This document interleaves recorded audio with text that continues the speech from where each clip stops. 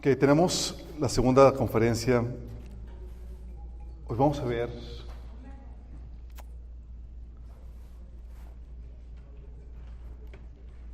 su regreso inminente.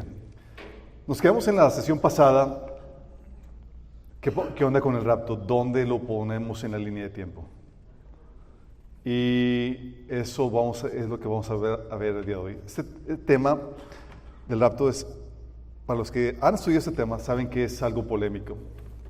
Hay quienes dicen que vamos a partir antes de la tribulación y los juicios de Dios. Hay quienes dicen que nos va a tocar.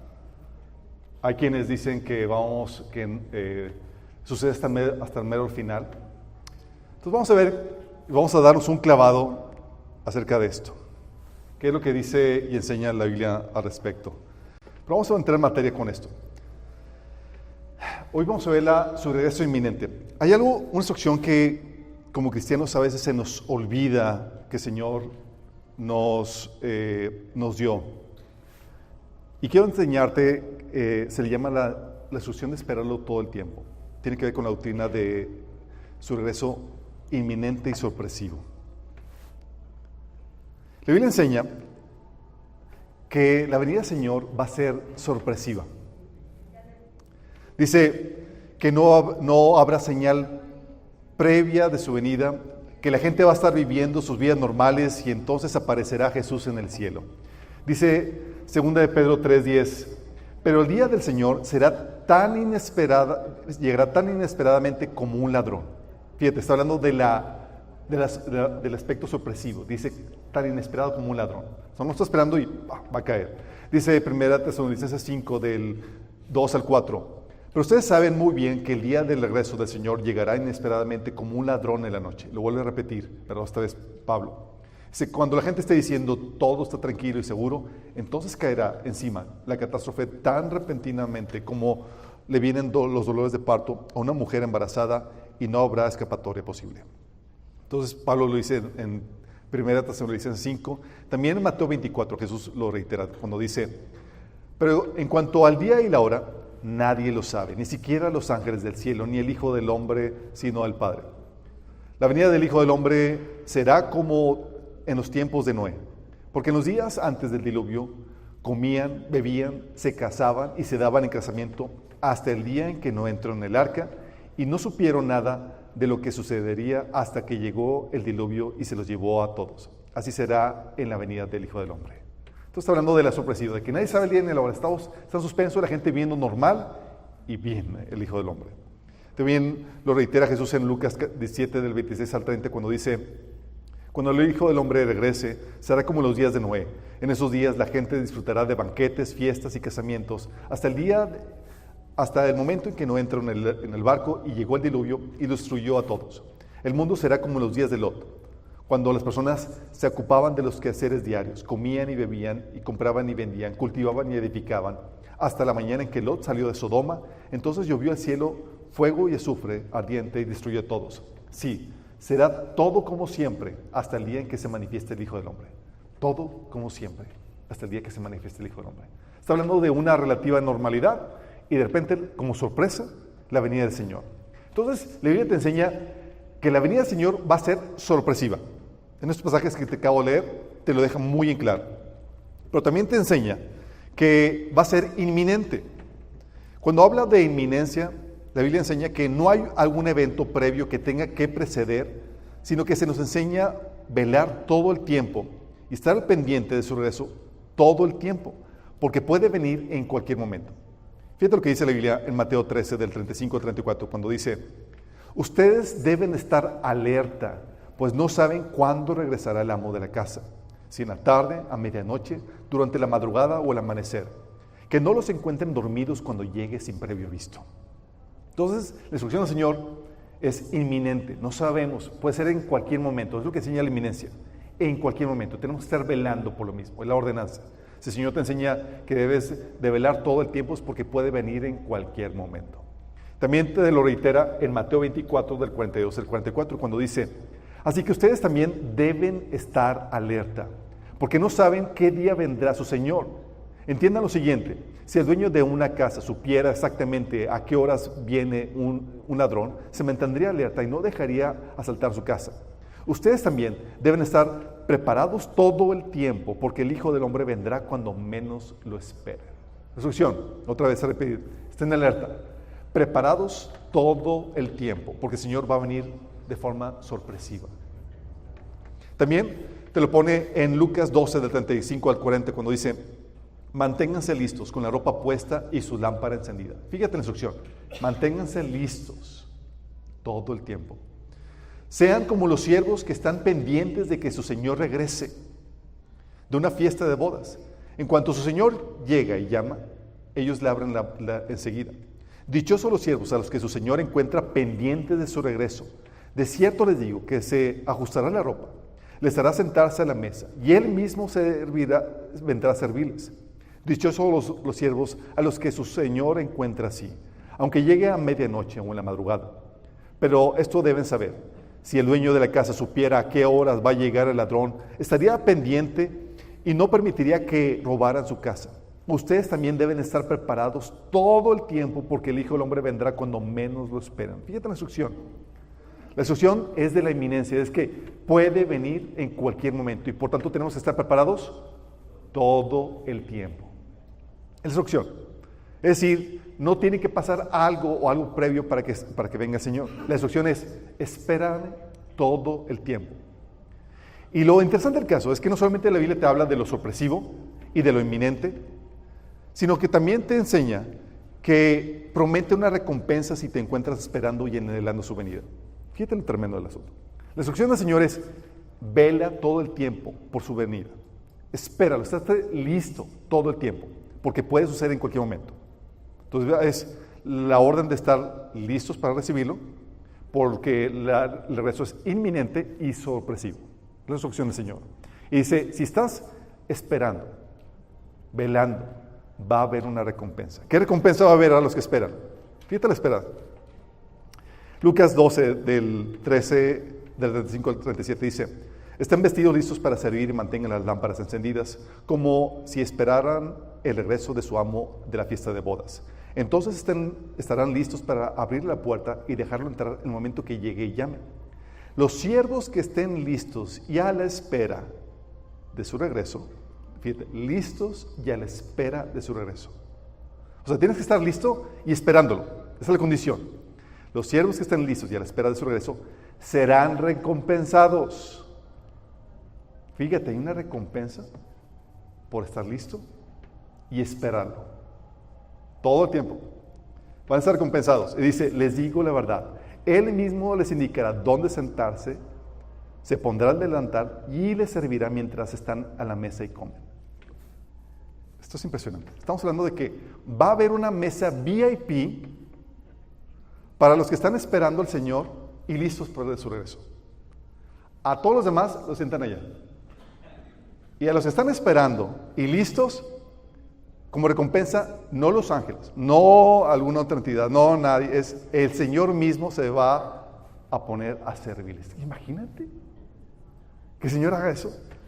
O sea, el Señor se va a poner, es como que ustedes son aquí el grupo VIP, porque va a haber VIPs. El Señor está diciendo, esto va a ser la recompensa, que el Señor mismo te va a servir de forma personal. Qué impresionante. No solamente hay esta recompensa de esta mesa VIP, donde el Señor te va a servir. Dice 2 Timoteo 4:8 que ahora me espera el premio de la justicia, de la corona de justicia que el Señor, el juez justo, me dará el día de su regreso. Y el premio no es solo para mí, sino para todos los que esperan con anhelo su venida. O sea, no solamente es la mesa VIP, hay una corona especial para los que esperan con anhelo su venida. Qué impresionante, ¿no? O sea, hay una recompensa por esperar. ¿Y por qué lo haría, Señor? ¿Por qué daría una recompensa a los que están esperando? Porque la verdad es que son los locos de la iglesia, chicos. Son los locos. Están todos esperando, Señor, viene, están aquí. Y esos, obviamente, la gente se burla de ellos. Siempre, comentarios que siempre está diciendo que el Señor ya viene. ¿Sí los han escuchado? Hay en todas las iglesias, hay algunos así. Es que el Señor dice que ya, es que siempre está diciendo que ya viene. Sí, como el año pasado, claro. Y no vino. Sí. Siempre dicen que ya viene, pero no viene. Pero son los que aguantan el desgaste también emocional que implica esperarlo y anhelarlo. Porque hay un desgaste emocional. Es como que esperas, seguramente ya venía y de repente no vino. Y la depre. Sí. Pero vale la pena. Estamos esperando a ser más majestuoso, más valioso que hay en todo el universo, que es nuestro Dios. Son los que tienen su lámpara encendida con la esperanza de su regreso. No, fíjate, no solamente la esperanza, la lámpara encendida para estar a cuentas con el Señor, no, con la esperanza de su regreso. Y es más fácil, seamos sinceros, no esperarlo. Oye, llevamos un récord de 2000 años esperando y no ha venido, pues es más probable, uno pensaría, a que siguiera así la trayectoria, de que no siga viniendo. Es más fácil no esperarlo. Por eso los que no lo esperan, no van a tener esta recompensa. ¿Eres de los que están dispuestos a pasar la afrenta por la causa de Cristo? ¿De ser de los locos que están esperando al Señor? Que están buscando discernir los tiempos, están listos. ¿Quieres tú sentarte en esa mesa VIP? Recibir esa corona de que, oye, ¿por qué ellos tienen esa corona, están en esa mesa VIP y nosotros no? Ya sabes, yo sí quiero. O sea, es la única recompensa en la que no tengo que hacer nada más que esperar con anhelo, desear con anhelo y estar listos para su regreso. ¡Qué genial! Tal vez no gane otras recompensas, pero eso sí me la llevo. No hay mucho que hacer en ese sentido. ¿Por qué? Porque la Biblia enseña que va a estar difícil. Dice la Biblia, en 2 Pedro 3, del 3 al 4, que en los últimos días vendrá gente burlona, que siguiendo sus malos deseos se mofará diciendo, ¿qué hubo con esa promesa de su venida? O sea, está diciendo que si tú esperas al Señor y estás con esa lámpara encendida, gente se va a burlar de ti. Va a ser el raro para el mundo y el raro para la iglesia, porque los que están aquí hablando son gente de la iglesia que sabe de su venida, pero que no creen ya, porque cuando llegas a esperar tanto tiempo caes en un cinismo y en una incredulidad, que mucha gente termina por abortar esa esperanza. Por eso hay esa recompensa, porque hay un costo, y la idea es que tú te la lleves. Entonces la doctrina del regreso de Jesús te enseña que es sorpresivo, es inminente, y por eso se te ordena esperarlo todo el tiempo y estar listo para recibir a tu Señor. Y por esperarlo y anhelar su venida va a haber recompensa, una mesa VIP y coronas. Qué genial, ¿no? Sin embargo, chicos, y la Biblia también te advierte, ¿sabes? Dice Mateo 24, 48 que el mal siervo dice, mi amo tardará en venir. Fíjate, es el mal siervo el que espera, el que cree que el Señor va a tardar en venir. El siervo diligente es el que está esperándolo todo el tiempo porque sabe que puede venir en cualquier momento. El mal siervo es el que dice, mi amo tarda en venir. Tómala.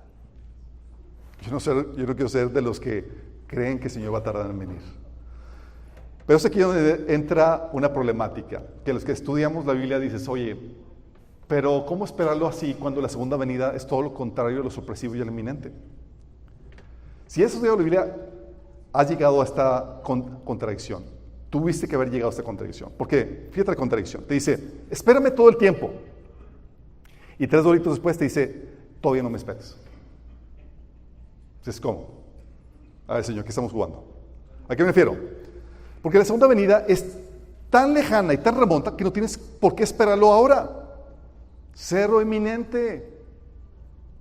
Jesús nos advierte en Mateo 24 las señales que tienen que suceder previo a su venida. ¿A poco no? Se van a levantar falsos cristos, entre ellos el anticristo, futuro líder mundial. O sea, primero tiene que venir el anticristo, que va a haber guerras, pestes, terremotos en diferentes lugares, causando la muerte y destrucción de un cuarto de la población mundial, según Apocalipsis capítulo 6. Menciona que todas las naciones odiarán a los cristianos y desatarán una persecución mundial contra ellos, Mateo 24, versículo 9, ¿sí? Y que los van a matar, Apocalipsis capítulo 7, 9.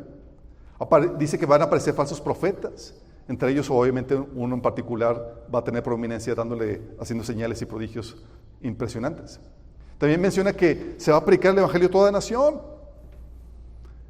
También menciona que el anticristo va a poner fin a los sacrificios y las ofrendas del tercer templo, lo que implica que se tiene que reconstruir, ese templo, poner alto a los sacrificios, que el anticristo lo profane.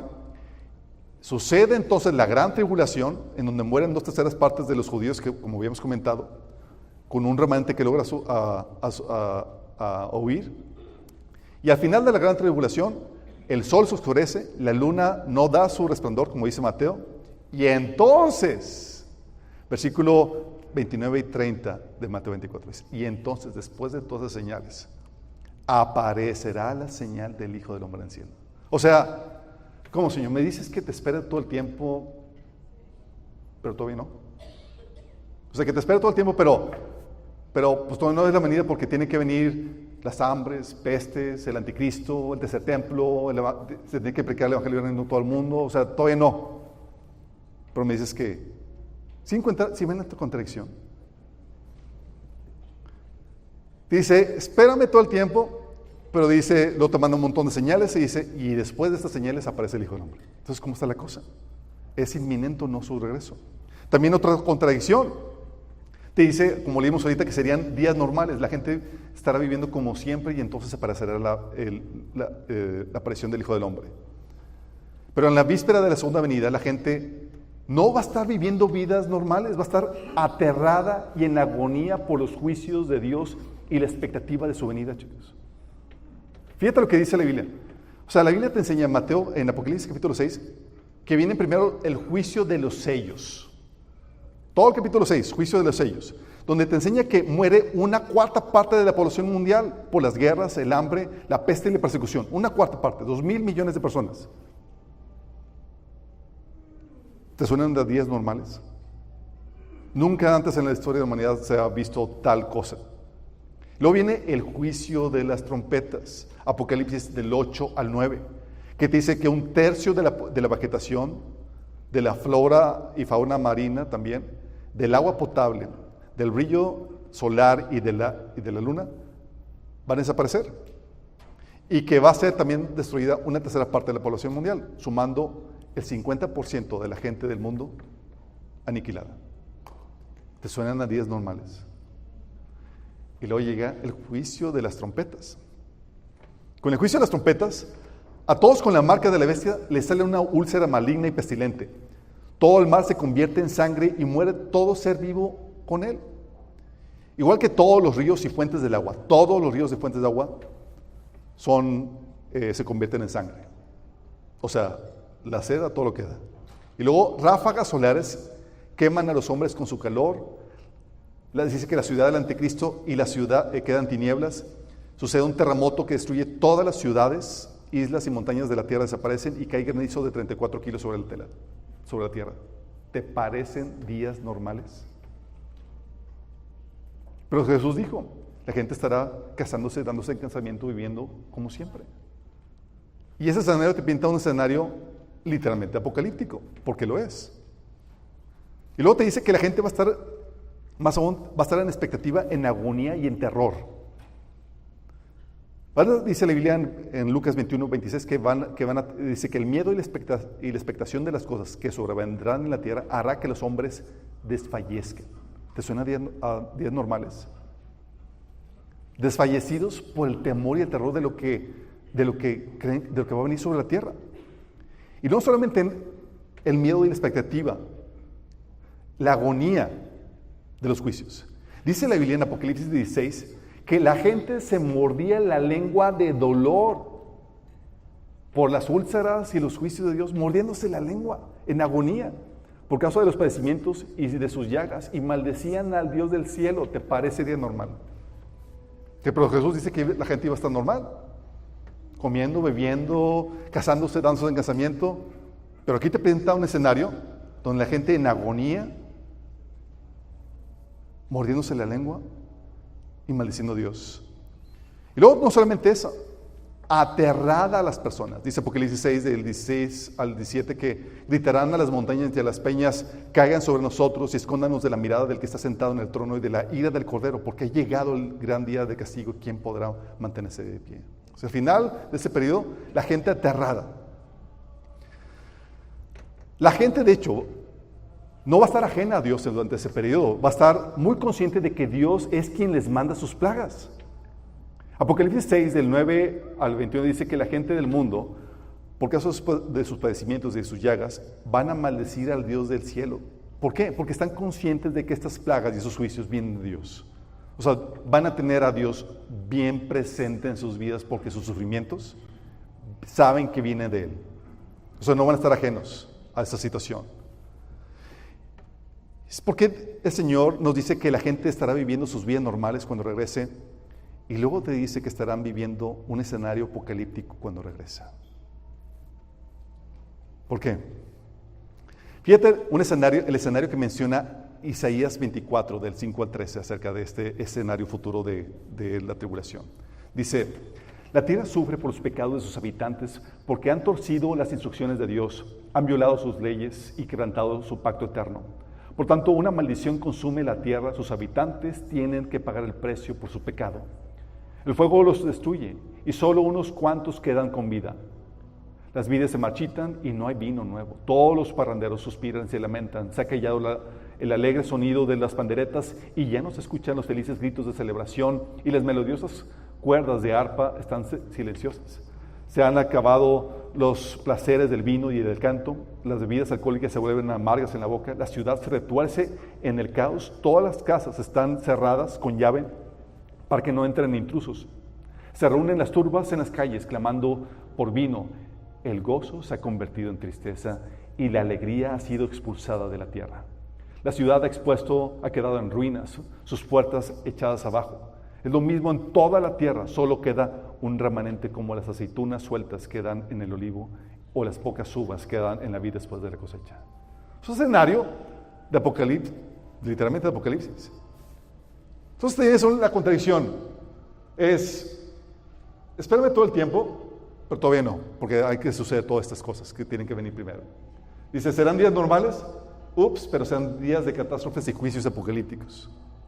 Esta es la contradicción. Y no solamente eso, te dice, ¿será como inesperadamente como un ladrón en la noche? ¿Pero qué crees? El mundo entero estará esperando a Jesús para pelear contra él. Fíjate, en la segunda venida es tan predecible que no pesca el mundo por sorpresa. Tan predecible es que el anticristo sabe cuándo será la venida de Cristo y se prepara para recibirlo. Dice la Biblia en Apocalipsis 16, del 13 al 16, dice: y vi que de la boca del dragón, de la boca de la bestia, de la boca del falso profeta, saltaban 3 espíritus malignos que parecían ranas. Estos son espíritus demonios que hacen milagros y salen a reunir a todos los gobernantes del mundo para pelear contra el Señor. Fíjate, está reuniendo todos para pelear ¿contra quién? Contra el Señor, en la batalla del gran día del juicio de Dios. Está preparando todo el armamento, todo el ejército para pelear en el Armagedón. Dice, y los espíritus de demonios reunieron a todos los gobernantes y a sus ejércitos en un lugar que en hebreo se llama Armagedón. O sea, el anticristo tiene tiempo para reunir a los reyes y a los ejércitos del mundo para recibir a Cristo. Y recibe a Cristo con todo el arsenal de guerra para hacer guerra contra él. Apocalipsis 19 dice claramente que todo el ejército del enemigo, con todo su ejército, es para pelear contra el que viene en las nubes. Dice, vi a la bestia y a los reyes de la tierra con sus ejércitos reunidos para hacer guerra contra el jinete de aquel caballo y contra su ejército. ¿Para qué se reunieron? Para pelear contra Cristo. ¿Te parece sorpresivo esto?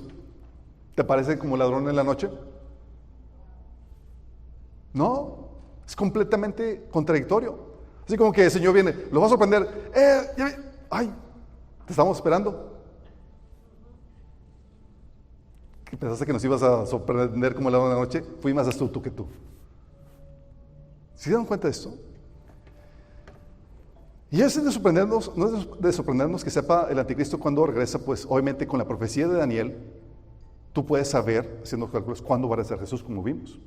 Tan pronto se celebra el pacto, al final de los 7 años, sabes que Jesús va a venir. O sea, la segunda venida es completamente predecible. Tiene 0 sorpresa para el mundo. Tal así que el anticristo sabe cuándo regresa y se prepara para recibirlo. Tiene su comité de bienvenida con todo el arsenal para hacer guerra contra él. ¿Se encuentra la contradicción? Esta contradicción, chicos, es terrible. Porque tú no puedes esperarlo todo el tiempo, pero al mismo tiempo todavía no, porque faltan cosas por cumplirse. Y no es como que el Señor te dijo, bueno, haz como que si me esperas, pero la verdad no me esperes. No te está diciendo que pretendas hacer algo. Te dice, espérame todo el tiempo. Y si te dice que lo esperes todo el tiempo es porque puede venir en cualquier momento. Y no se necesita que suceda algo antes de. ¿Sí? Dice que serán días normales, pero tú ves el escenario de la venida del Señor y literalmente son días apocalípticos. Todas las ciudades de la tierra destruidas. Granizo de 34 kilos cayendo sobre la tierra. Todos los que se pusieron la marca de la bestia mordiéndose la lengua de dolor por sus llagas y por el calor del sol. ¿Se te hace día normal eso? ¿Sé dónde llega la pregunta? ¿Se contradice la Biblia? La respuesta es no, no se contradice. Entonces, si no se contradice, ¿cuál es la solución? La solución a la aparente contradicción es que su regreso tiene dos partes, inevitablemente. Si tú no llegas a esta conclusión, tú violas el principio de la no contradicción de la Biblia, porque tu interpretación te lleva a contradicciones que te acabo de mencionar. La primera parte es sorpresiva y la otra es predecible. Una parte es en un escenario normal y la otra es en un escenario apocalíptico. En una es eminente y la otra es después de varios acontecimientos. En una viene por su iglesia y en otra viene con su iglesia. Porque la Biblia habla del recogimiento de la iglesia. Primera Tesalonicenses 4, del 15 al 17 dice que, conforme a lo dicho por el Señor, afirmamos que nosotros, los que estemos vivos y hayamos quedado hasta la venida del Señor, de ninguna manera nos adelantaremos a los que hayan muerto. El Señor mismo descenderá del cielo con voz de mando, con voz de arcángel y con trompeta de Dios, y los muertos en Cristo resucitarán primero. Luego los que estemos vivos, los que hayamos quedado, seremos arrebatados junto con ellos en las nubes para encontrarnos con el Señor en el aire. Y así estaremos con el Señor para siempre. Habla de un recogimiento, para estar con el Señor para siempre. El Señor nos habla de que va a venir a recogernos. ¿Recogernos para llevarnos a dónde? La pregunta. Jesús habló de esto en Juan capítulo 14 del 2 al 3 cuando dijo, en la casa de mi Padre hay muchos aposentos. Si no fuera así, ya les hubiera dicho. Así que voy a preparar el lugar para ustedes. Y si me voy les preparo el lugar, vendré otra vez y los llevaré conmigo para que donde yo esté, también ustedes estén. Mientras estás escuchando esto dices, Señor, entonces hay muchas casas, ¿vas a preparar lugar? Sí. ¿Nos vas a llevar? No. Y entonces lo de las casas y las mansiones, no, pues se me hizo un dato interesante para que supieran ahí. Allá hay muchas casas, pero no son para ustedes. Obviamente que no. Estaba diciendo, voy a preparar la mansión y voy a venir por ti para llevarte a la mansión. Fíjate lo que está diciendo. Es claro. En la casa de mi Padre hay muchos aposentos. Si no fuera, yo les hubiera dicho. Así que voy a preparar lugar para ustedes. Y si me voy y les preparo lugar, vendré otra vez y los llevaré conmigo. ¿A dónde? Al lugar que preparó, a esos aposentos. Por eso habla del regreso de la iglesia. Luego vi el cielo abierto y apareció un caballo blanco y su jinete se llamaba Fiel y Verdadero. Con justicia dicta sentencia y hace la guerra. Y lo siguen los ejércitos del cielo. Fíjate que están detrás de él, no delante de él. ¿Por qué están detrás de él? Porque vienen del cielo, chicos. Los siguen los ejércitos del cielo, montados en caballos blancos y vestidos.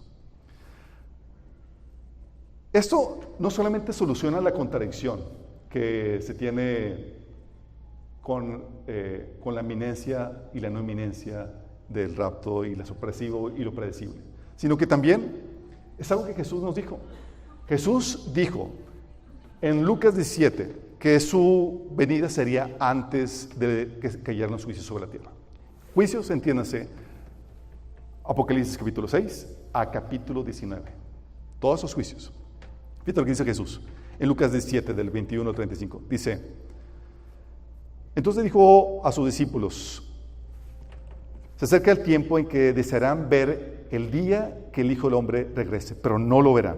Está hablando del capítulo 17 de Lucas. Ese es mucho antes de la última semana, cuando estaba en el templo y en el monte de los olivos. Está aquí por Samaria y por Galilea, Jesús teniendo esta conversación con los discípulos. Entonces, mucho antes. Y dice, se acerca el tiempo en que desearán ver el día en que el Hijo del Hombre regrese, pero no lo verán. Algunos dirán, miren, ahí está el Hijo del Hombre y aquí está, pero no lo sigan. Pues así como el relámpago destella, ilumina el cielo de un extremo al otro, así será el día cuando venga el Hijo del Hombre. Te está diciendo que debe ser con un flechazo de luz que va a inundar toda la tierra. Y luego dice, será como en los días de Noé. En esos días la gente disfrutaba de banquetes, fiestas, casamientos, hasta el momento en que Noé entró en su barco y llegó el diluvio y los destruyó todos. Fíjate cómo está hablando, como los días Noé. ¿En qué? En que la gente estaba viviendo sus vidas normales hasta que fue resguardado Noé y luego vino el juicio. Luego te lo reitera. Dice, el mundo será como en los días de Lot, cuando las personas se ocupaban de sus quehaceres diarios, comían, bebían, compraban y vendían, cultivaban y edificaban, hasta la mañana en que Lot salió de Sodoma y entonces llovió del cielo fuego y azufre y destruyó a todos. Te lo vuelvo a repetir, la gente viviendo sus vidas normales, Lot fue resguardado y cayó el juicio. Noé, en el tiempo estaban viviendo sus vidas normales, Noé fue resguardado y cayó el juicio. ¿Están viendo la explicación? Dice, sí, será todo como siempre hasta el día en que se manifieste el Hijo del Hombre. Fíjate cómo está dando está dando la característica.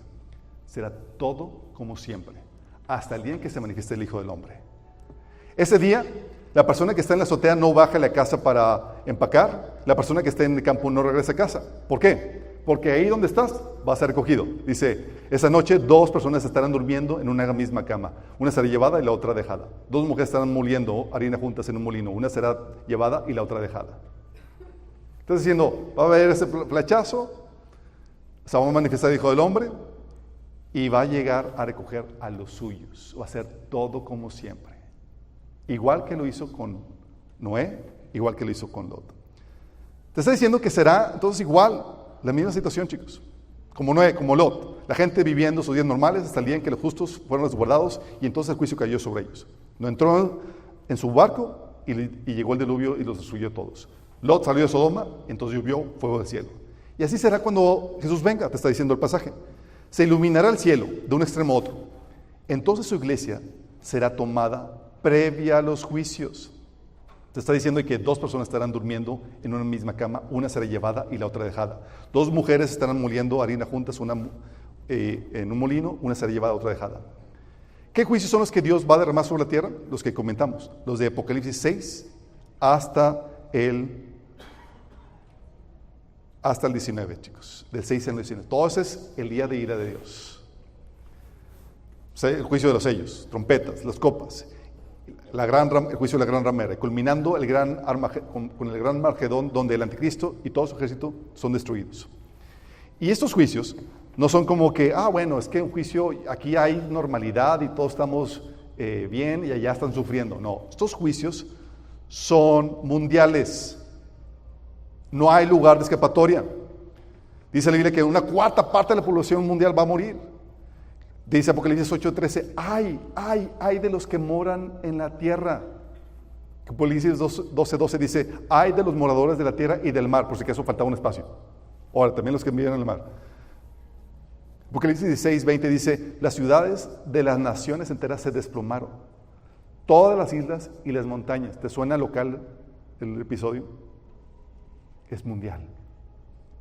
Tan mundial, que en Apocalipsis 16, del 3 al 4, dice que el mar completo se convirtió en sangre, como el de una persona muerta, y murió todo ser viviente que había en el mar. ¿Te suena local esto? Es completamente mundial. No es como que, bueno, aquí estamos resguardados los santos, pero ya están sufriendo. No. Es todo el mundo.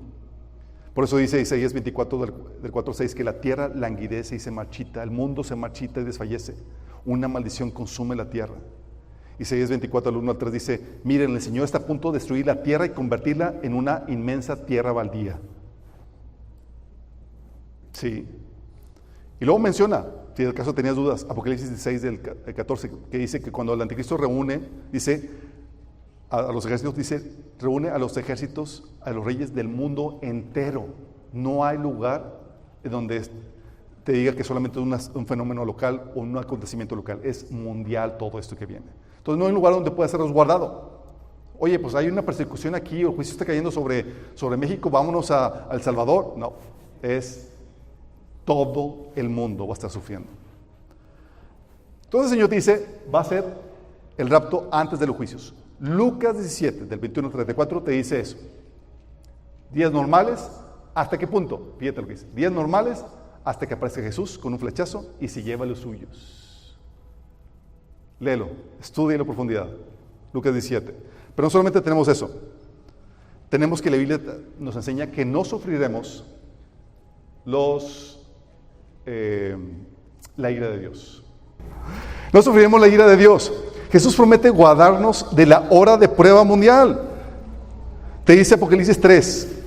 Dice, por cuanto has guardado mi mandamiento de ser perseverante, yo también te guardaré de la hora de prueba que ha de venir sobre el mundo entero. Fíjate, está hablando hora de prueba del mundo entero.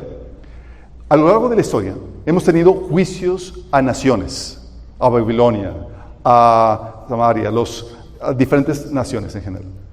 Pero un juicio al mundo entero, una hora de prueba al mundo entero, solamente te habla de los juicios que vienen sobre la tierra, que son derramados en los siguientes capítulos de Apocalipsis. Esas son las horas de prueba. ¿Sí? La Biblia te dice que te voy a guardar por cuanto has perseverado, por cuanto no has claudicado. También nos enseña la Biblia que no experimentaremos la ira de Dios. Dice, porque no nos ha puesto Dios para ira, sino para alcanzar salvación por medio de nuestro Señor Jesucristo. Te está diciendo claramente, no somos puestos para recibir la ira de Dios. Y claro que sabemos que eso se refiere al juicio ante trono blanco que uno pudiera experimentar, pero también se refiere a los juicios aquí. Dice Apocalipsis 15:1, dice, vi en el cielo otra señal grande y maravillosa, 7 ángeles con las 7 plagas, las copas, que son las últimas plagas, pues con ellas se consumirá la ira de Dios. Fíjate, la ira de Dios no solamente es en el lago de fuego. La ira de Dios también se manifiesta aquí en este periodo. Y te está diciendo el ángel, dice, estas copas es con lo que se consuma la ira de Dios, los juicios de Dios sobre la tierra. ¿Es ira de Dios? Sí. Y Pablo está diciendo, no lo vamos a experimentar. Te dice, y es aquí donde quiero que entiendan, hay una confusión muy tremenda que sucede entre muchos, porque confunden la ira de Dios con la ira de Satanás. La ira del enemigo es siempre contra la iglesia y lo ha sufrido la iglesia desde el inicio por medio de las persecuciones. Esa es la ira del enemigo. La ira del enemigo que se manifiesta en persecución, en tratar de eliminar a la iglesia de una forma u otra. Y eso a lo largo de la historia se ha experimentado y aún el día de hoy tenemos el mayor número de cristianos siendo perseguidos en China, en diferentes partes del mundo árabe y demás. Actualmente, esa es la ira de Satanás, la persecución a la iglesia. Esa es una cosa. Pero la ira de Dios son los juicios de Dios sobre la tierra. Y hay gente que dice, es que nos vamos a quedar aquí a experimentar eso. Y están dispuestos a experimentar eso. Pero es vergonzoso, no es honorable querer experimentar la ira de Dios. La ira de Satanás preparte. Siempre tenemos que estar dispuestos a vivir algún tipo de persecución. Siempre. Pero estar dispuestos a soportar la ira de Dios es porque no te encontraste digno de escapar de ella. Porque eres un siervo hipócrita que no estabas viviendo la fe genuinamente. Como dice, puso con los hipócritas. ¿Sí? Y la Biblia dice que sí podemos escapar.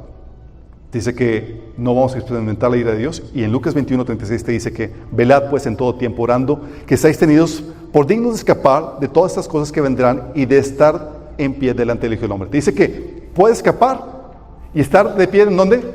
Delante del Hijo del Hombre. ¿Te suena a rapto? Definitivamente. Y aparte de esto, tenemos que Dios siempre resguarda a sus siervos antes de sus juicios. Es un patrón que Dios siempre hace. ¿Te acuerdas cuando estaba Abraham discutiendo con Dios? estaba intercediendo por Sodoma y Gomorra, y porque Lot estaba ahí, el Señor, a ver, pero pues si hay unos 50 justos, ¿qué onda? Y empezó ahí como buen judío a hacerle rebatinga con el Señor. Y le dice Abraham, le dice en Génesis 18:23, ¿destruirás también al justo con el impío? ¿Se acuerdan que el Señor contestaba? Dice, no. Por eso la generación prediluviana, el Señor no podía derramar sus juicios sino hasta que el justo estuviera resguardado. No entró en su barco y llegó el diluvio y destruyó a todos, dice Lucas 17. Sodoma y Gomorra. Lot salió de Sodoma, resguardó a los suyos y entonces destruyó a Sodoma y Gomorra. ¿Se acuerdan en Jericó? También. ¿Qué dijeron los espías? Hey, métanse en la casa, resguárdense en la casa. ¿Sí? Todos los que se encuentren en la casa y se encuentren resguardados, no les va a caer el juicio. Resguardó su familia y los que no entraron, sorry, juicio. Tienes también en Jerusalén, cuando fue la destrucción de Babilonia, ¿sabes qué Dios le decía a Jeremías en Jeremías 5:1? Le decía, corran por todas las calles de Jerusalén, dice el Señor. Busquen arriba y abajo, busquen por toda la ciudad. Si encuentran aunque sea una sola persona justa y honrada, no destruiré la ciudad. Fíjate lo que está diciendo, que Dios no derrama sus juicios mientras que haya justos en la ciudad. Tú y yo, la iglesia, somos los que estamos refrenando los juicios de Dios. Nada más imagínate eso. Porque como dice Abraham, dice, ¿destruirás al justo con el impío? No. Y mientras que haya justos ahí, no va a destruir. Con que haya un justo. ¿Te acuerdas cuando estaba con la familia de Lot, los ángeles? Que les dijo, le decían a Lot en Génesis 19:22, date a prisa, escápate allá, porque nada podré hacer hasta que hayas llegado allá y puesto salvo. Es decir, no podían destruir Sodoma y Gomorra hasta que los justos salieran de ahí. ¿Estás consciente de esto? Pero no sé qué nos hace pensar que, oye, es que Dios sí puede mandar juicios todos coludos y todos rabones, justos e injustos, órale. Por eso le decía, con que haya uno justo, le decía Jeremías, le decía Dios por medio de Jeremías, con que haya uno justo, no destruiré la ciudad de Jerusalén. Además, tiene sentido que sea así porque tú ves el mismo patrón con los cristianos en el año 70. ¿Sabes que fue destruido Jerusalén en el año 70? Pero ni un solo cristiano murió. Murió más de 1 millón de judíos. Pero Dios les había advertido a los cristianos de que tan pronto vean a la ciudad rodeada de ejércitos, es el pitazo para que huyan. Y vieron la ciudad rodeada de ejércitos. Y ese fue el pitazo para huir y resguardarse.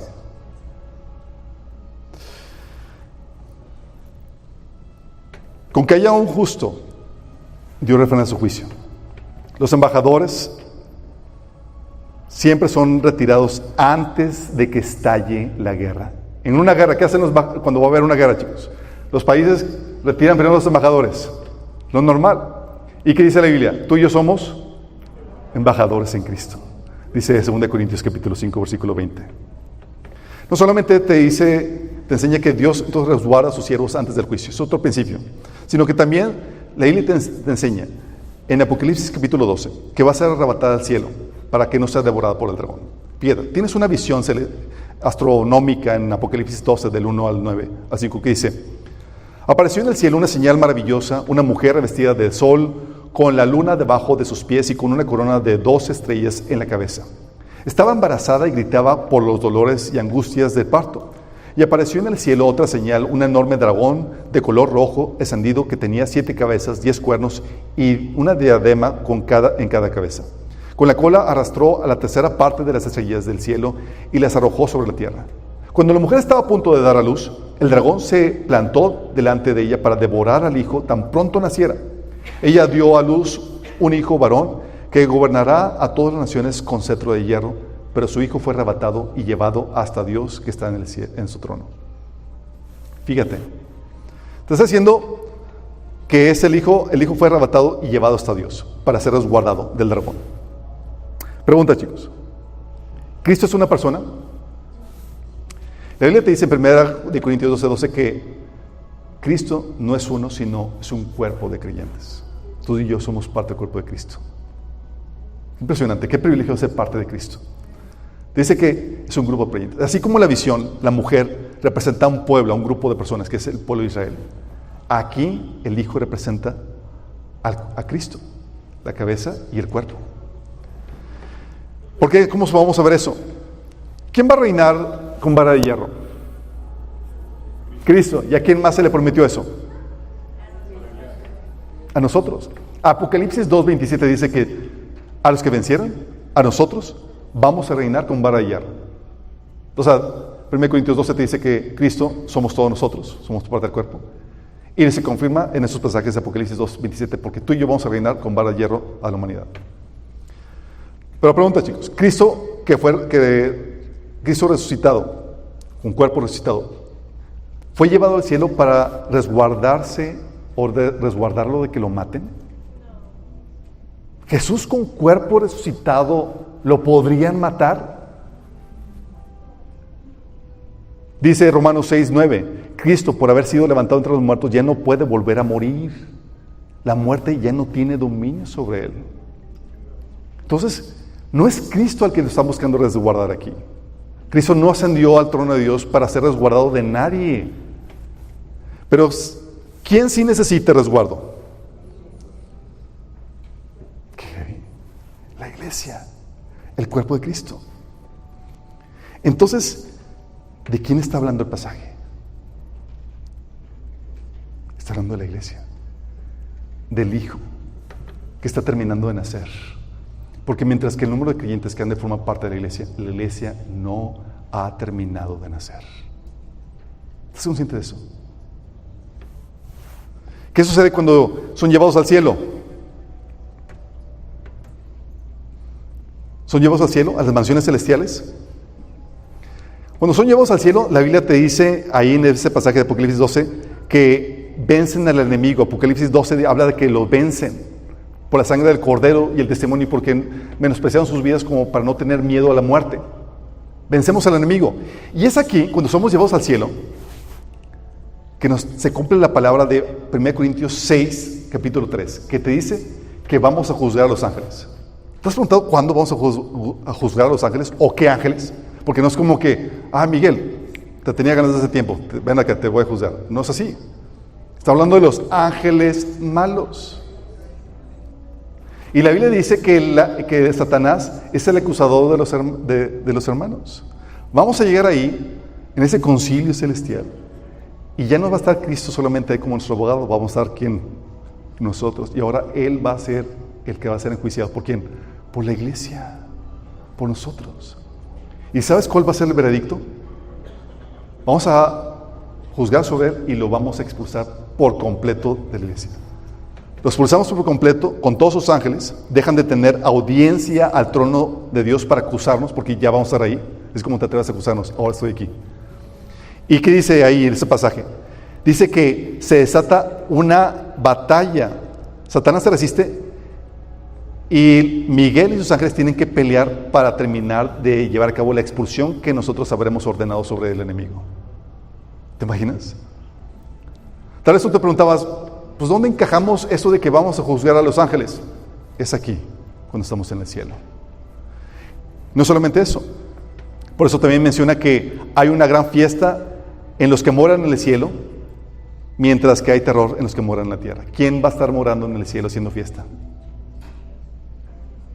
Mientras que están aquí con el terror, porque el enemigo ha ascendido a la humanidad y tiene poco tiempo, nosotros allá vamos a estar celebrando, dice la Biblia, Apocalipsis 12:12. Esta es la herencia de Dios para los santos. Ahorita solamente estamos esperando que el bebé nazca. Por eso podemos apresurar la venida del Señor con cada persona que se convierte. Entonces, la iglesia es raptada en Apocalipsis 12, y es claro que somos nosotros, que somos el cuerpo de Cristo, que vamos a gobernar. Somos ese hijo que va a gobernar con vara de hierro. Y nosotros sí necesitamos ser resguardados. ¿Cristo a la cabeza? No, nosotros sí. Y aparte de eso, Jesús lleva a su iglesia a las mansiones que Él ha preparado para guardarlos del juicio. Como les había comentado, Jesús dijo que vendría para llevarnos a nuestros aposentos. Juan 14, del 1 al 3. No se turbe vuestro corazón. Ustedes creen en Dios, crean también en mí. En la casa de mi Padre hay muchos aposentos. Si no fuera así, ya les hubiera dicho. Así que voy a preparar lugar para ustedes. ¿Está preparando ahorita lugar para quiénes? Para nosotros. Y si me voy y les preparo un lugar, vendré otra vez y los llevaré conmigo. ¿A dónde, chicos? A esos lugares. ¿Tiene sentido? Está hablando en ese contexto. Eso lo menciona en Juan capítulo 14, pero es una corroboración de Isaías 26, del 19 al 21. No sé si has leído ese pasaje. Es un pasaje asombroso. Viene en el Antiguo Testamento, pero habla de la iglesia. Te dice este pasaje, Isaías 26, del 19 al 21. Tus muertos vivirán, sus cadáveres volverán a la vida. Despierten y griten de alegría, moradores del polvo, porque tu rocío es como el rocío de la mañana y la tierra devolverá a sus muertos. Anda, pueblo mío, entra en tus habitaciones y cierra tus puertas tras de ti. Escóndete por un momento hasta que pase la ira. Fíjate lo que está diciendo al pueblo. Escóndete en tus aposentos mientras que pasa la ira. Dice, es impresionante. Está alerta, el Señor va a salir de su morada para castigar la maldad de los habitantes de la tierra. La tierra pondrá al descubierto la sangre derramada y no ocultará a sus muertos. Fíjate lo fuerte. Te lo vuelvo a leer. Este pasaje está muy impresionante porque habla de la resurrección de los muertos y de esconder a esos resucitados en los aposentos mientras que pasa la ira. Dice, tus muertos vivirán, sus cadáveres volverán a la vida. Despierten y griten de alegría, moradores del polvo, porque tu rocío es como el rocío de la mañana y la tierra devolverá a sus muertos. Anda, pueblo mío, entra en las habitaciones y cierra tus puertas tras de ti. Escóndete por un tiempo hasta que pase la ira. Está en alerta. El Señor va a salir de su morada para castigar la maldad de los habitantes de la tierra. La tierra pondrá al descubierto la sangre derramada, ya no ocultará a sus muertos. Es decir, es hora de juicio. Dios ya no va a seguir tolerando la injusticia. Y se cumple lo que dice Salmo 27:4. Porque Él me esconderá en su tabernáculo en el día del mal. Me ocultará en lo reservado de su morada. Sobre una roca me pondrá en alto. Qué hermoso. Pensamos que era alegoría, pero es literal. No solamente tienes estas razones para creer que el rapto es antes, sino también la iglesia, como les había comentado, está detrás de la venida de Jesús. Fíjate lo que, nada más, la iglesia es llevada, Jesús dice que preparó unos aposentos, es llevada a la iglesia a disfrutar de esos aposentos mientras que cae la ira. Vamos bien hasta ahí. Entonces tiene sentido de que la iglesia venga con Él, detrás de Él, porque está partiendo del cielo. Y aparte Jesús tiene que tomar algo de tiempo para pasar lista a las tropas del cielo. Hay un pasaje, Isaías 13, del 2 al 5, donde te habla de Jesús llamando a su iglesia en el cielo para tomar lista a toda su tropa. Fíjate lo que dice. Sobre un monte alto agiten la bandera, llámenlos a gritos, háganle señales con la mano para que entren por las puertas de los nobles. Imagínate, ya el Señor nos llevó a las moradas, a nuestras moradas celestiales. Y el Señor dice, es hora de regresar, chicos. Dice, agiten la bandera, llámenlos a gritos. Nos llaman de lo que estemos haciendo allá. Dice, háganle señales con la mano para que entren por las puertas de los nobles. Yo he dado orden a mis consagrados, he reclutado a mis guerreros, a los que se alegran de mí, a los que se alegran de mi triunfo, para ejecutar mi ira. Escuchen, se oye un tumulto en las montañas como el de una gran multitud. Escuchen, se oye un estruendo de reinos, de naciones que se han reunido. El Señor de los ejércitos pasa revista a un ejército para la batalla. Vienen de tierras lejanas, de los confines de los cielos. Viene el Señor con las armas de su ira para destruir la tierra. Qué impresionante. Isaías 13.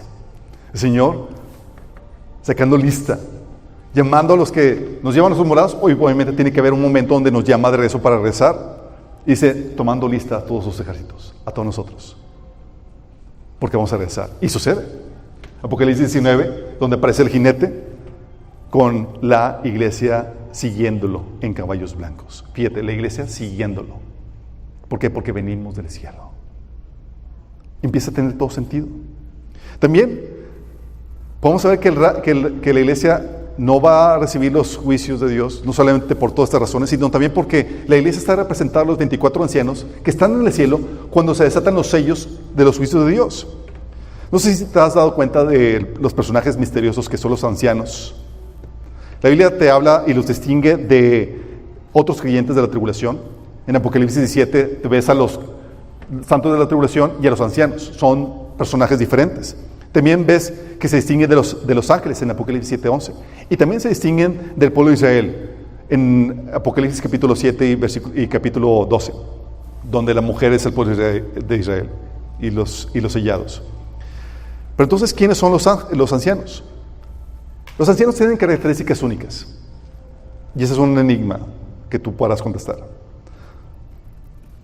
Se sientan en tronos. ¿A quién se le prometió sentarse en tronos? Apocalipsis 3:21, a la iglesia. Llevan vestiduras blancas. ¿A quién se le prometió dar vestiduras blancas? A la iglesia. Llevan coronas de oro. ¿A quién se le prometió coronas de oro? A la iglesia. Entonan el canto de los redimidos, de que nos has redimido de toda tribu, lengua y nación. ¿Quiénes son los redimidos? La iglesia. Y son llamados ancianos, así como reyes y sacerdotes. ¿Quiénes son? ¿Cómo se le llama el liderazgo de la iglesia? Ancianos. ¿Quiénes son los ancianos? Los ancianos son los que reinan juntamente con Dios. Es la iglesia. Se nos ha dado un trono. Dice que el Señor, que nos sentaríamos juntamente con Él. Y esa es la representación. Y son los ancianos que están ahí, siendo testigos de cómo se desatan los sellos en Apocalipsis, capítulo 6. Estamos en el cielo cuando eso sucede. Y todo empieza a tener sentido. Además de esto, tienes que Jesús sigue el patrón de una boda judía. No sé si sepas cómo opera una boda judía, pero hay una mecánica tradicional en esos tiempos bíblicos que se llevaba a cabo para poderse casar con una mujer, con una judía, con una doncella. Y lo que se hacía es que el novio dejaba la casa del padre para irse a casar. Iba a ir a la casa de su amada para desposarse con ella. Dejaba la casa de su padre. Y Jesús tal cual dejó la casa de su padre en el cielo para venir a despojarse. A desposarse con su novia. Como segundo acto, después de emprender esta travesía, entra a lo que se conoce como el ketubá, que se dice el pacto matrimonial. El futuro novio viaja a la casa de la padre de la novia, de la futura novia, y paga el precio de compra y que se establece con el pacto matrimonial, porque se compraban a las novias. Y eso era como un candado para que ninguna persona que no fuera económicamente solvente pudiera casarse. Tienes que tener ya la viabilidad para casarte. Entonces convenían con el pago de la novia y se establecía el precio de compra y se daba el pacto matrimonial, lo que se conoce como el ketubá. Se hacían los votos matrimoniales ahí, ¿sí? Y era vinculante, no era una pedida de mano. Solo podía romperse mediante un divorcio porque estaban casados. Cualquier infidelidad durante ese periodo de desposamiento donde ya estaban casados, aunque no hubieran consumado el matrimonio, se podría considerar como adulterio. Entonces, ¿qué pasaba? Se convenía el precio por la novia, y si la novia aceptaba la propuesta de matrimonio y casarse, la novia tomaba una copa que el novio le ofrecía como aceptación de dicho pacto, y la novia bebía la copa. ¿Y qué creen que hizo Jesús? Jesús no solamente dejó la casa de su padre, sino que en la última cena Él estaba diciendo el pago que iba a dar por nosotros. Esta es mi sangre que va a ser derramada por ustedes. Y ofreció la copa y dijo, beba. Y con eso estaba desposándose con su iglesia. No solamente eso, sino que después de ese episodio, el judío, el joven, ya después de tener ya no la novia, la esposa asegurada, apartada, regresaba a la casa de su padre y ponía una añadidura para él vivir ahí, porque acuérdense que en ese tiempo, en la cultura agraria, los hijos continuaban con el trabajo, con el negocio de su padre. Trabajaban la tierra de sus padres y vivían en la misma hacienda. Entonces, él regresaba a la casa de sus padres y dice, ok, ya estoy casado, ahora sí tengo que poner la casa, edificar, y preparaban el aposento. ¿Y qué hizo Jesús? Se desposó, pagó el precio, voy a la casa de mi padre para el lugar, tal cual como el novio lo hace como una novia. Y luego, en ese entonces, en ese periodo, pues obviamente les pasaba el chisme a la esposa que estaba en espera, porque el esposo iba a llegar en cualquier momento, porque la reunión era sorpresiva, típicamente era de noche. Pero le daban el informe de que, oye, ya casi termina la casa, ya vimos, está la casa. Y estaba parando del reencuentro. Entonces sabía que ya faltaba poco porque le llegaron los reportes. Y tenía que estar lista con sus doncellas y demás para eso. Y llegaba el novio típicamente de noche, con toda la algarabía y con todo el sonido de sus amigos y demás. Y llegaba por su esposa, y el cual se le llevaba. Y se le llevaba a la casa. El novio regresaba a la casa de su padre, permanece separado, regresa con ella a la casa de su padre, del novio, para lo que es la ceremonia nupcial y para consumar el matrimonio, lo que se conoce como el jupá. Y luego celebraba 7 días de boda, no 1, 7. Curioso, ¿no? 7 días. ¿Y cuánto dura la tribulación? 7 años, mientras que vamos a estar nosotros allá celebrando, mientras acá están sufriendo. ¡Qué heavy! ¿Patrón de boda? Sí, completamente. Y esto a veces se nos olvida. La otra teoría es que Jesús llega hasta el final, de forma sorpresiva, pero el mundo lo está esperando. De forma inminente, pero pues no podía esperarlo antes porque tenía que suceder todo eso. Y viene por su iglesia al final, al mero final, después de las tribulaciones y juicios, y reciben a Jesús para encaminarlo de regreso. Es decir, como que subimos, pero pues ya regresamos. Ya nos vamos, pero ya regresamos.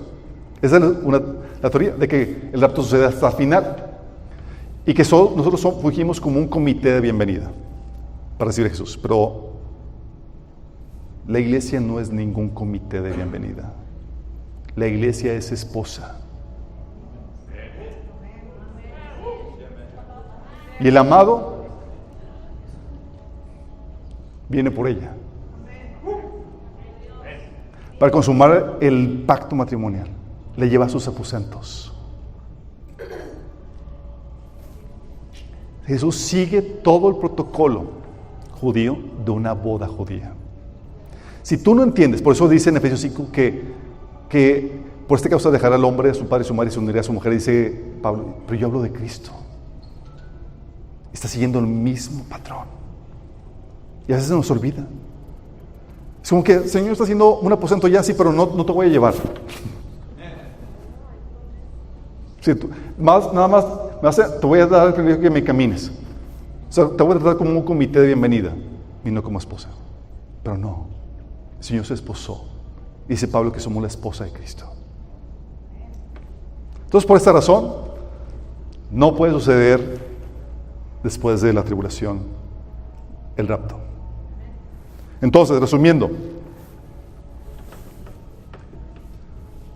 si pensamos que el rapto es después o mediados o finales, no sería inminente y habría una contradicción en la Biblia. Pero sabemos que es antes de la tribulación porque Jesús dijo explícitamente que sí sería en Lucas 17. También la Biblia dice que no sufriremos la ira de Dios, que Dios siempre resguarda a sus siervos antes de derramar sus juicios, que la iglesia es el hijo arrebatado al cielo antes de ser devorado por el dragón en Apocalipsis 12. Jesús lleva a su iglesia a las mansiones a resguardarlas del juicio, según Juan 14 e Isaías 26. La iglesia está detrás de él cuando se abren los cielos en su segunda venida, porque partimos de ahí. Y la iglesia, los 24 ancianos, están en el cielo cuando comienzan los juicios. Y además, la iglesia sigue el mismo patrón de una boda judía. Por estas razones, El rapto tiene que suceder antes de los juicios.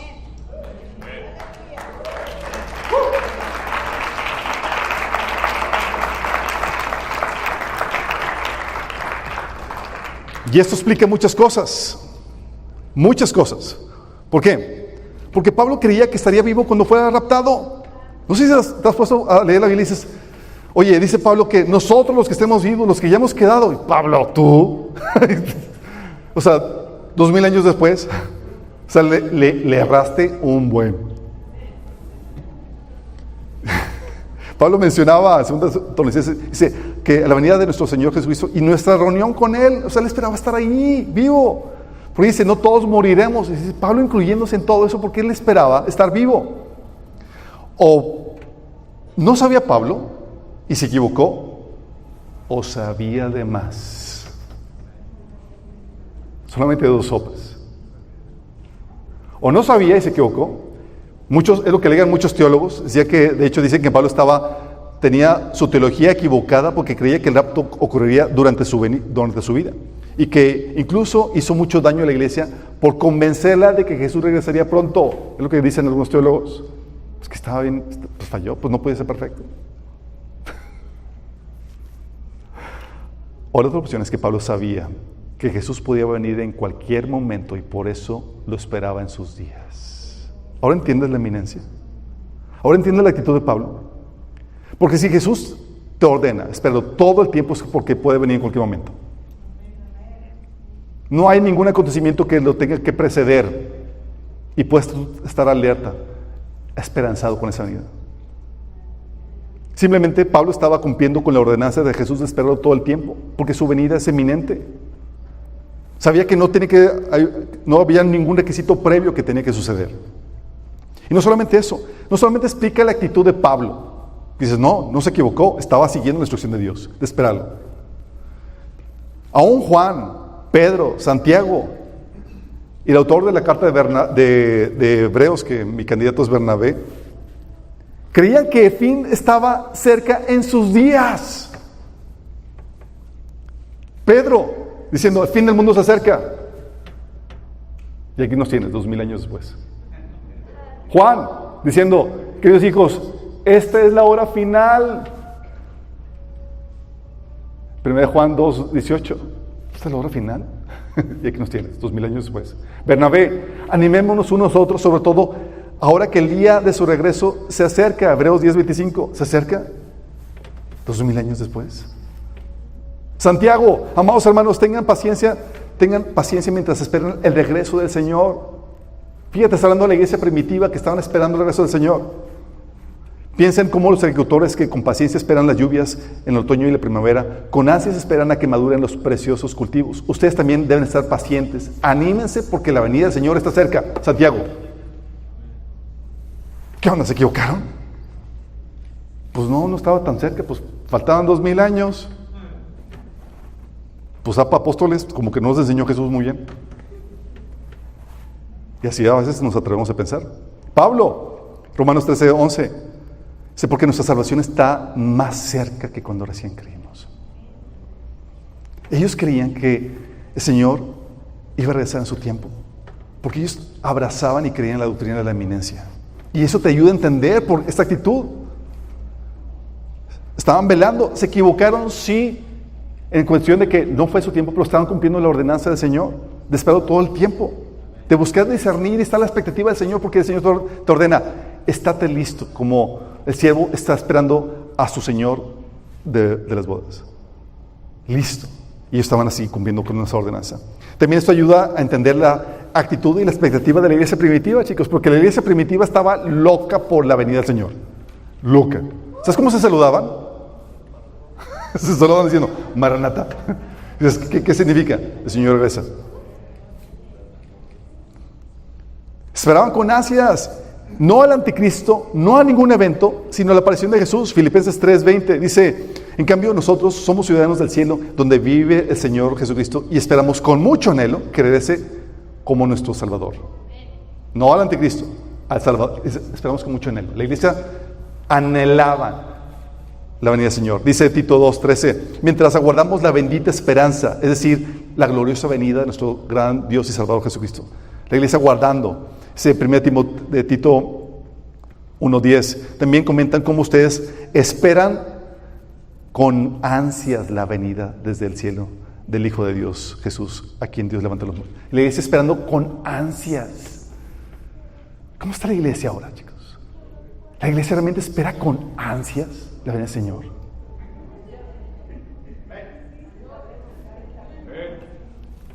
Dice Hebreos 9:28, dice, Cristo vendrá otra vez, pero no para ocuparse de nuestros pecados, sino para traer salvación a todos los que esperan con anhelo su venida. Era la actitud de la iglesia.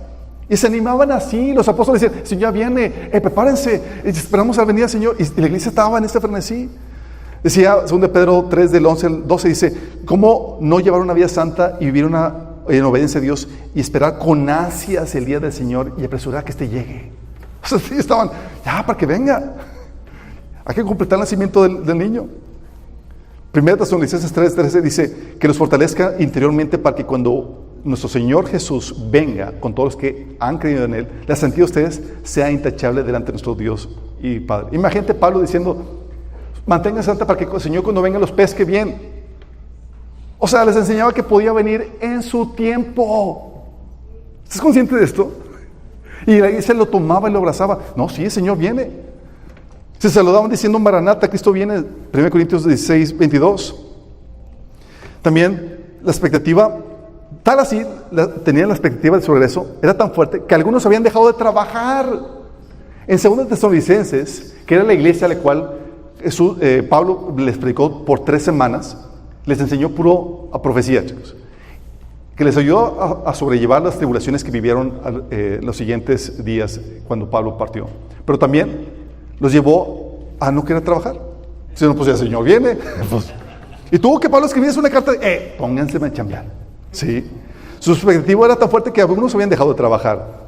Algunos por las tribulaciones de Tesalonicenses pensaban que ya había sucedido el rapto y que se habían quedado en el día del Señor. Dicen, ya nos quedamos, esto está bien terrible, ya se caían los juicios.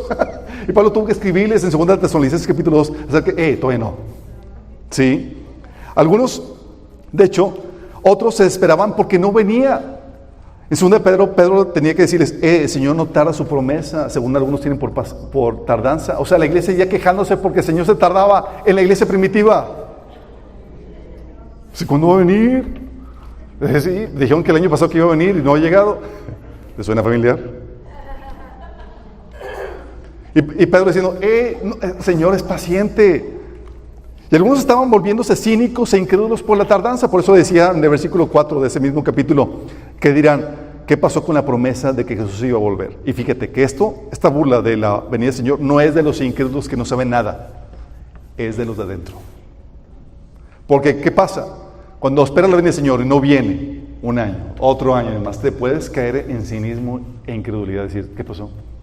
Sí, ya lo dijeron, el año pasado andan siempre, otra vez. Sí. Y Pedro tenía que animarlos, van a venir burladores. Tú no seas uno de ellos. Qué heavy, ¿verdad? Esto explica, el rapto pretribulacional explica estas cosas. También explica por qué el anticristo logra vencer a los creyentes durante la tribulación. Dice Apocalipsis 13:7. También se le permitió hacer guerra a los creyentes y vencerlos, y se le dio autoridad sobre todo tribu, pueblo, lengua y nación. Se le permitió hacer guerra a los creyentes y vencerlos. Y la Biblia dice en Mateo 16:18 que sobre esta piedra edificaré mi iglesia y las puertas del Hades no podrán vencerla. Si aquí lo vencen, es porque no es iglesia. Son santos de la tribulación, es un grupo diferente, así como hubo santos en el Antiguo Testamento. También explicaría por qué se le llama bendita esperanza.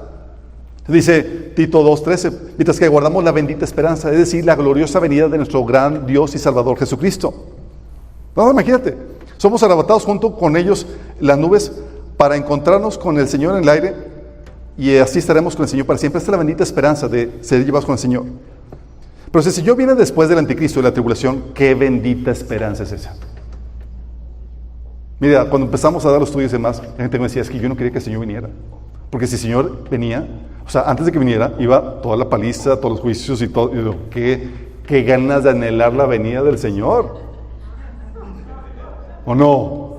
Que dicen, alégrate, ya el Señor viene, ya viene. Entonces ya viene el anticristo, ya vienen los reyes. ¿Qué alegría es esa? Si viene el Señor después del anticristo de la tribulación, qué bendita esperanza, qué ánimo podrías dar. O sea, el Señor a la iglesia, ven, vamos a casarnos, pero antes te voy a dar una paliza y luego tendremos una cena de bodas y anímense unos a otros con esas palabras. ¿Really? Y hay gente que dice, no, es que los cristianos creyentes van a ser resguardados durante el tiempo de prueba, no les va a tocar los juicios. Really? Completamente equivocado. Los creyentes de la tribulación van a sufrir los juicios de Dios. Parte de los juicios de Dios sobre la tierra es el hambre, Apocalipsis 6:8, sed, Apocalipsis 16:4, Apocalipsis 8 del 10 al 11, y el sol quemando a la gente, Apocalipsis 16:8, hambre, sed y quemadura del sol. Y a los santos de la tribulación no serán librados de sus juicios. Apocalipsis 7, versículo 14, te dice que esta multitud que vieron, de millones, de toda lengua, tribu y nación, dice que, el versículo 14, que son los que murieron en la tribulación. Y el Señor ahora los consuela. ¿Sabes de qué los consuela? Dice, nunca más tendrán hambre, ni sed, nunca más los quemará el calor del sol. ¿Por qué crees que les consuela esas cosas? Porque son parte de los juicios de Dios. La gente que se queda aquí no va a ser resguardada de los juicios de Dios. La gente que dice, es que nos va a resguardar. No, prepárate para el hambre, prepárate para la sed, prepárate para las ráfagas solares que van a estar quemando a la gente. No va a ser resguardada, porque Dios ha dado un plazo de gracia que es ahora. Como dice, si tu corazón dice, hoy es el tiempo de salvación, es el tiempo de gracia. No quieres aceptar al Señor en condiciones normales, prepárate para aceptarlo en condiciones de juicio. Y aún así Dios te va a dar la oportunidad de ser salvo, pero no si recibir la justa condena que mereces, recibiendo el juicio de Dios por tu rechazo durante todo este tiempo. Y aparte también, esto explica la problemática de la conversión al final de Israel. El rapto, solamente el rapto pretribulacional lo puede explicar. ¿A qué me refiero con la problemática de Israel? Porque si el pueblo de Israel se convierte y es salvo al final de la tribulación, como la Biblia testifica, y el rapto es al final, entonces todo Israel sería raptado, ¿o me equivoco? Bajo esta lógica. El pueblo de Israel se convierte al final y pues se convierten en la iglesia y tienen que ser llevados. Así es. Entonces si el rapto es al final, todo Israel sería raptado con sus cuerpos glorificados porque serían hijos de resurrección y ya no se podrían casar. Pero la Biblia enseña que el remanente judío que se convierta y sobreviva a la tribulación, sí se va a casar y van a tener hijos y vuelven a poblar la tierra durante el milenio. Jeremías 33, Isaías 60, Isaías 11, habla de eso, del pueblo de Israel volviéndose a casar, teniendo descendencia. Va a haber niños, esposos, esposas, multiplicándose, lo cual no podrían hacer si son de la resurrección, si sus cuerpos fueron transformados. ¿Cómo explicas eso? Al final el pueblo de Israel se convierte, pues no, pues vámonos todos. Entonces, ¿quién va a poblar la tierra? Si el rapto es antes de la tribulación, entonces explicaría por qué el pueblo creyente sobreviviente de Israel no es transformado, sino que entra el milenio para disfrutar la tierra prometida. Solamente el rapto pretribulacional puede explicar estas cosas. Miren, les voy a apuntar, chicos, aquí. Solamente el rapto puede explicar esto. O sea, no solamente las razones, es lo único que podría armonizar todo esto. Pero hay una confusión. ¿Cuál es la confusión? Esa es la confusión. Mateo 24, Lucas 17. Mateo 24. Explicarles qué onda con esto. Mateo 24 es diferente al de Lucas capítulo 21. Mateo 24 dice que es Juan, Andrés, Jacob y Santiago, los cuatro son Pedro, Jacobo, Juan y Andrés, gracias. Son 4 personas que están abordando a Jesús en el Monte de los Olivos para preguntar acerca del fin de la era y la segunda venida. Es diferente de Lucas capítulo 21, que están en el templo y está Jesús hablando a toda la audiencia, tratando el tema de la destrucción del templo. Aquí está abordando el fin de la era y la segunda venida. Está dirigido a los creyentes judíos de la tribulación. Por eso el Señor le dice, los que estén en Judea, cuando vean esta marca, huyan. No todo el mundo. También la señal que da para actuar. Cuando vean la imagen que causa destrucción en el templo, es hora de correr, es hora de huir. Sí, la imagen del anticristo. Y la instrucción es que huyan. Ese es Mateo 24. ¿Sí? Y por eso explica todos los acontecimientos que tienen que ver con el tiempo de la tribulación. Principio de dolores, el sol apagándose, las persecuciones, los terremotos, los juicios que se derraman durante ese tiempo. Lucas 21 aborda el tema de la destrucción del templo. Es dado a una audiencia de sus discípulos en general en el templo. No están en el Monte de los Olivos. Y están preguntando cuándo va a ser destruido el templo de Jerusalén. El Señor ahí lo está dirigiendo a los creyentes, a los judíos creyentes del primer siglo. Y la señal que da es la de cuando esté rodeado Jerusalén, entonces es hora de partir. ¿Qué pasó? ¿Cómo puedes huir de Jerusalén cuando está rodeado de ejércitos? Pues resulta que el general romano que estaba rodeando y sitiando la ciudad recibe el pitazo de que el emperador de Roma murió, Vespasiano, y se tiene que regresar a Roma. Entonces deja de hacer el sitio.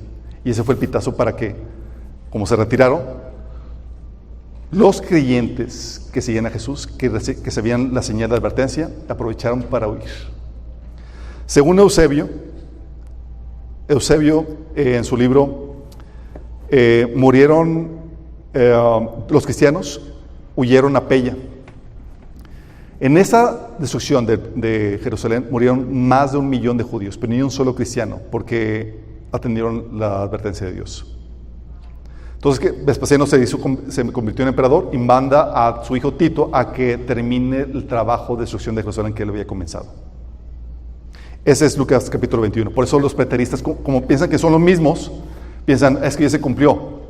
Sí, se cumplió Mateo 21, pero Mateo 24 es otra cosa. Sí. La señal de Lucas 21 es cuando veas a Jerusalén rodeada de ejércitos. La señal de Mateo 24, cuando veas a la imagen del anticristo en el lugar santo, es la señal de huir. Acá es cuando estás rodeado. Son 2 cosas diferentes. ¿Sí? Y la instrucción es que los que estén en Judea y en la ciudad huyen a los montes. Lucas 17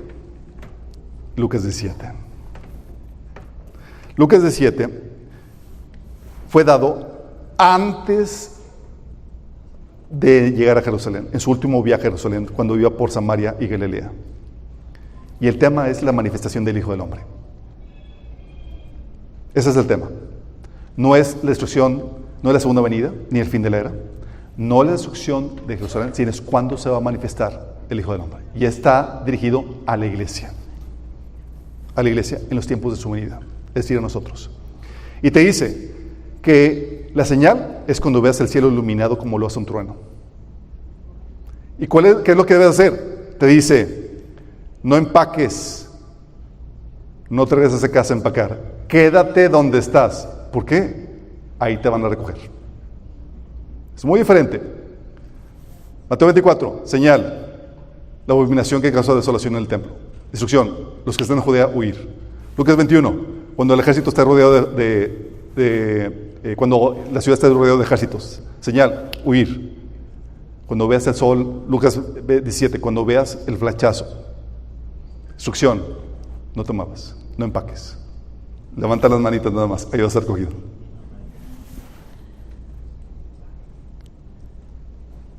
¿Sí vamos bien con esto? Ahí no estoy indagando en todo lo que les puse ahí, pero se los dejo en el bosquejo para que profundicen más en eso. Entonces, por eso sucede esa confusión. No sabemos distinguir entre estos episodios. Está Dios abordando diferentes temáticas, que por eso vamos a decir, no, es que no va a venir, sino hasta después. No. El Señor simplemente está dando instrucciones específicas a preguntas que dio. ¿Cuándo va a ser destruido el templo en la ciudad? o cuándo va a ser las señales de tu segunda venida. Y algo que debes entender es que cuando el Señor habla de la predecibilidad de su segunda venida, fíjate, cuando el Señor habla de la predecibilidad de su segunda venida, siempre le recuerda a sus discípulos de que el regreso por ellos es inesperado y que deben de velar estar listos. ¿Qué hace? En Mateo 24, del 4 al 30, te habla de toda la predecibilidad, de que señales, crisis y demás, y luego aparece el Hijo del Hombre, y luego te recuerda al final, pero tú, discípulo mío, espérame en todo el tiempo. Ahora tiene sentido, porque cosas para una audiencia, pero la iglesia tiene que esperar todo el tiempo, porque viene por ella antes. Lucas 21, le habla de la predecibilidad de su regreso, el inicio de dolores, el fin de los tiempos de los gentiles, porque el Señor abarca no solamente la destrucción del pueblo del templo y de la ciudad, sino que se va hasta el fin del tiempo de los gentiles. Y luego al final le da el recordatorio de la iglesia, el rezo por ti es inesperado, espérame todo el tiempo. En Apocalipsis 16, habla de que el anticristo manda a reunir a todos los reyes y ejércitos del mundo para pelear en el Armagedón, como si fuera muy predecible, pero en el versículo 15 le da un recordatorio a la iglesia, vengo por ti como ladrón en la noche. Esté vigilando. Porque Dios siempre que habla de la predecibilidad, le recuerda a la iglesia, tú espérame, porque por ti vengo por cualquier momento. No te fíes por todas esas señales y demás. Acuérdate. Aquí dice Mateo 24, 48. Aquel mal siervo dice en su corazón, mi Señor tarda en venir. Tú no quieres ser mal siervo. Y es donde dicen, ay, pero el rapto pretribulacional es nuevo. No, no es nuevo. Aparece en la epístola de Bernabé, hacen referencias a ella. En la de Ireneo, Hipólito habla acerca de eso. Efrén de Siria, Clemente de Roma, Ignacio de Antioquía. También aparece en el Ditaché y en la epístola de Bernabé. Y ahí pongo las referencias para que las revisen en el bosquejo. Pero hay otro obstáculo con respecto a la doctrina de la eminencia que debemos estar conscientes. Uno, las señales de Mateo que ya les expliqué, es que no puede venir el Señor hasta que todo esto contesta. Y ya vimos que eso es para la segunda venida. Pero el rapto sucede antes. Pero la otra obstáculo son las palabras proféticas personales. Pero ese Señor me ha dicho muchas cosas. O sea, ya el Señor me reveló el nombre de mis hijos y todo lo demás. Mira, a veces la palabra de Dios que Dios da con respecto al futuro no es lo que pasará, ¿sí? Sino te está hablando de todas las posibilidades que pueden suceder. En 1 Samuel 23 del 11 al 12 te cuentas de David que está diciendo, Señor, había salvado una ciudad y dice, Señor, ¿me van a entregar? Sí, te van a entregar. ¿Sucedió? Nunca sucedió. Está hablando, Señor, una palabra profética que habla del potencial de lo que podría suceder en determinada circunstancia. Sí, habla de muchas palabras proféticas, hablan de esas posibilidades, si te mantienes el camino del Señor y si no viene antes. Perfecto. ¿Qué pasa? Que tienes casos de palabras casi interrumpidas.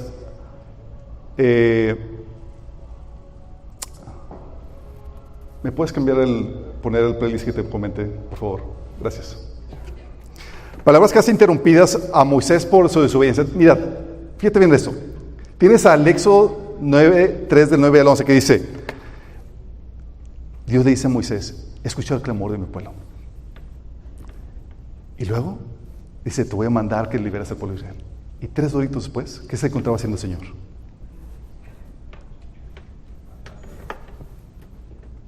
Estaba a punto de matarlo.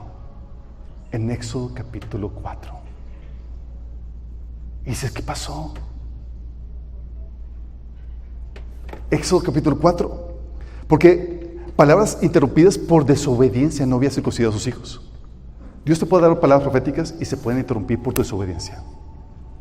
También tienes palabras, la palabra de Elías interrumpida. ¿Sabes por qué? El Señor le dijo a Elías, regresa por el camino y ve al desierto de Damasco. Cuando llegues allá, unge a Hazael como rey de Siria y a Jehú, hijo de Nimsi, como rey de Israel. Pregunta, ¿lo hizo Elías? No lo hizo. ¿Qué pasó? Fue raptado. ¿Quién lo terminó siendo? Eliseo. Una palabra trunca que Dios había dado. Obviamente también hay palabras falsas, no toda palabra viene de Dios, hay palabras que se dan en el emocionalismo y demás, y se tiene que evaluar. Pero hay gente que dice, no, es que el Señor no puede venir porque el Señor me profetizó muchas cosas. No, el Señor te dice que te va a interrumpir en lo que estás haciendo. Y hay muchas palabras que el Señor da que tienen que ver con el potencial que ha puesto a nosotros si las circunstancias permanecen igual.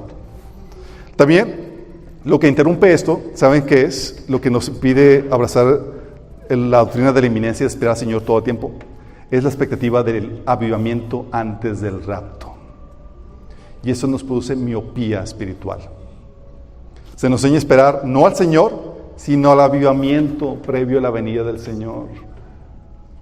Cuando la Biblia menciona que sucedería todo lo contrario.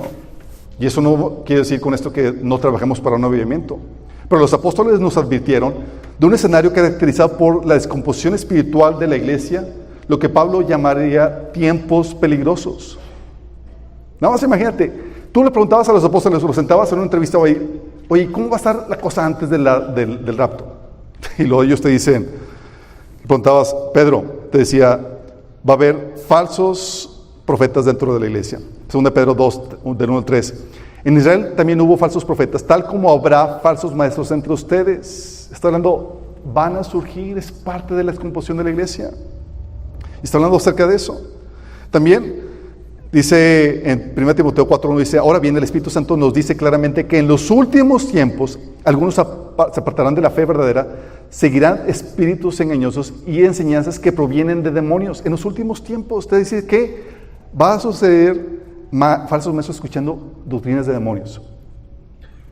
También te dice 1 Juan 2 del 18 al 19, dice, queridos hijos, llegó la última hora. Ustedes han oído que el anticristo viene y han surgido muchos anticristos. Por eso sabemos que la última hora ha llegado. ¿Te suena avivamiento? No, no suena avivamiento.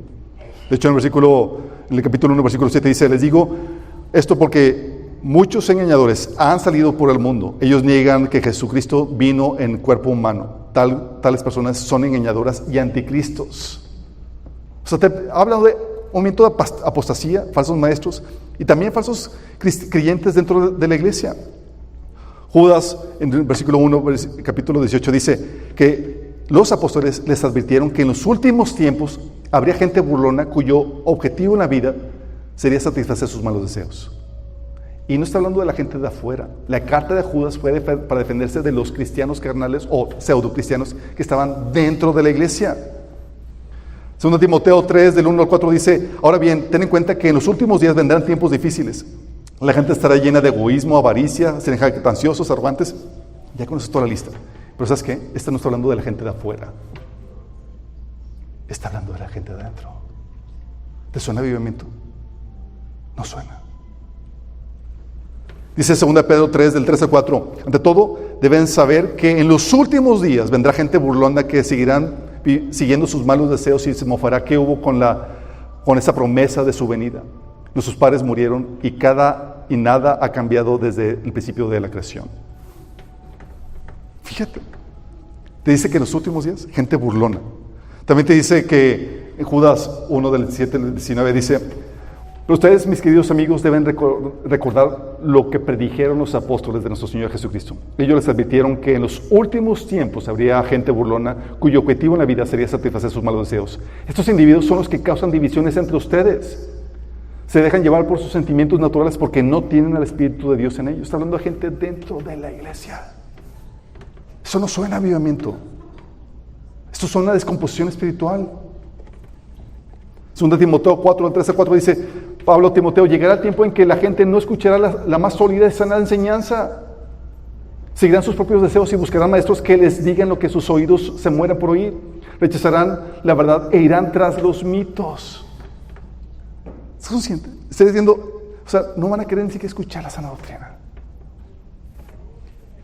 1 Juan te dice, también no solamente iba a estar caracterizado por falsos maestros, por cristianos no regenerados, sino por creyentes abandonando la fe. 1 Juan 2, del 18 al 19 te dice que, queridos hijos, llegó la última hora. Ustedes han oído que el anticristo viene y han surgido muchos anticristos, pero por eso sabemos que es la última hora. Esas personas salieron de nuestras iglesias, pero en realidad nunca fueron de nosotros. Segundo de Pedro 2:22 dice que habrá muchos que seguirán sus malas enseñanzas y su vergonzosa inmoralidad, y por culpa de estos maestros se hablará mal del camino de la verdad. 1 Timoteo 4:1 dice, ahora bien, el Espíritu nos dice claramente que en los últimos tiempos algunos se apartarán de la fe. Entonces, avivamiento no se ve descrito en la palabra. Te pone un escenario de crisis espiritual previo a la venida del Señor. Lo que le llama Pablo tiempos peligrosos. Si las 7 iglesias de Apocalipsis tienen un perfil profético anunciando las iglesias, el tipo de iglesia que surgiría, nada más imagínate, Tiatira, con la Jezabel, y es entregada a tribulación. Sardis, la iglesia que tiene fama de estar viva, pero está muerta espiritualmente. La Odisea, iglesia tibia espiritualmente a la que Jesús escupe de la boca y está afuera tocando la puerta. Solamente una, Filadelfia, iglesia pequeña, pero fiel, esperando al Señor. Hay un movimiento profetizado y viene en Apocalipsis capítulo 7 del 9 al 10, del 9 al 14 dice: vi una enorme multitud de todo pueblo y toda nación, tribu y lengua, que era tan numerosa que nadie podía contarla. Estaban de pie delante del trono, delante del Cordero, vestían túnicas blancas y tenían en su mano ramas de palmera y gritaban con gran estruendo: la salvación viene de nuestro Dios que está sentado en el trono y del Cordero. Y dices, ¿quiénes son? Multitudes de toda tribu, lengua y nación. Y dice en el versículo 14, estos son los que murieron en la gran tribulación y han lavado y blanqueado sus ropas en la sangre del Cordero. Porque ¿cómo no? ¿Sabes qué es lo que lleva a la gente a desistir de seguir a Cristo? Todo lo que el mundo ofrece ahorita. Tantas distracciones, tantos placeres y demás. Pero un escenario apocalíptico, ¿qué persigues? ¿Qué hay? Y si viste que se desaparecieron millones de personas, claro que te me conviertas. Y ya no tendrías ningún otro propósito en la vida más que compartir el Evangelio y dar tu vida por Cristo. Con gente así comprometida, hasta la sangre, por causa de Cristo, claro que se espera un avivamiento así. Pero este avivamiento yo no lo quiero ver, sino desde arriba. ¿Significa que no debemos de trabajar por un avivamiento? Mira, mientras que estemos aquí, tenemos que ser la luz y la sal en la tierra, trabajar con ahínco para extender el reino de Dios y repeler la obra de las tinieblas. Pero mientras que deseemos más el crecimiento de nuestros ministerios o el mismo movimiento antes que a Cristo, nuestros corazones no están en la actitud correcta para ser avivados. El avivamiento parte de una revelación de Cristo que te lleva a apasionarte por Él y desearlo por encima de todo. La iglesia primitiva estaba avivada porque tenía un corazón por Cristo y su regreso, lo que les permitía ser desprendidos, sacrificar los placeres del mundo por las glorias eternas. Y es que esto es lo que hace el conocimiento del regreso inminente de Cristo. Purifica tu corazón. Lo alista para dejar todo atrás y desear solamente a Cristo. Porque cuando sabes que el Señor puede regresar en cualquier momento y que está cerca de su regreso, purificas tu corazón para que no seas como la esposa de Lot. No, mis cosas, mis proyectos. ¿Verdad? Te lo digo como testimonio. Yo era de las personas que resentía la venida de Dios. Y yo, Señor, no, ahorita no, tengo muchas cosas que hacer, tengo mucho que vivir. Y el Señor me confrontó, me dice, es un corazón idólatra, que deseas algo más que a mí. Tuve que aprender a desear al Señor, amarlo. Y cuando comprendí lo que me esperaba, y la verdad es que yo estaba como un niño chiflado queriendo ir a la kermés de la colonia en vez de ir a Disney. ¿Sí me explico? Era que, oye, cuando das cuenta, oye, esto es lo que voy a recibir, claro, vámonos de aquí. Vamos a ver a Cristo, todo lo que espera. Obviamente, el Señor me llevó a cultivar mi relación con el Señor para desearlo a Él por encima de todo. Por eso el Señor dice, ese día, la persona que está en la azotea, no baje a la casa para empacar cuando parezca ese flechazo por nosotros. No empaques, quédate ahí. Dice, la persona que está en el campo no regrese a casa. ¿Recuerdan lo que pasó a la esposa de Lot? Si se aferran a su vida, la perderán. Pero si dejan de aferrarse a su vida, la salvarán. ¿Se acuerdan de la esposa de Lot? Iba a salir, pero no, mi licuadora no que me compró mi esposo. Mis plantas. Por eso el Señor nos da esa advertencia, porque cuando esperas la venida del Señor, te obliga a calibrar tu corazón para estar listo y desprendido de este mundo. Pero si no lo esperas, te arraigas aquí y terminas diciendo otras cosas antes que el Señor. Y el Señor te dice, no seas como el esposo de Lot. Tienes que estar listo para partir en cualquier momento, dejar todo. Eso es lo que hace la venida del Señor. Pero aquí llega interesante. Será sorpresivo, y aquí viene la contradicción, chicos, pero a la vez no lo será. Óytelas. Va a ser sorpresivo para la iglesia, pero a la vez no lo va a hacer. Dice la Biblia que será sorpresa. Ya lo establecimos eso. Dice que ustedes deben estar preparados todo el tiempo, porque el Hijo del Hombre vendrá cuando menos lo esperen. Todo el tiempo. Porque puede venir en cualquier momento. Y va a ser sorpresa si no velas. Aquí te lo aclara. Va a ser sorpresivo si no velas. Por eso le dice a la iglesia de Sardis en Apocalipsis 3:3: si no te mantienes despierto, cuando menos lo esperes, caeré sobre ti como un ladrón. Ah, caray. Entonces, ¿hay la posibilidad de que no me caigas como ladrón? Sí, sí hay la posibilidad. Porque si velas, no será sorpresa. ¿Sabe lo que implica eso? Eso implicaría que podríamos atinarle a saber como cuándo viene la venida del Señor. Porque no ser sorpresa, tiene que ser así, ¿o no? O sea, no es sorpresa, ella te estaba esperando, Señor. Siempre supe que vendrías.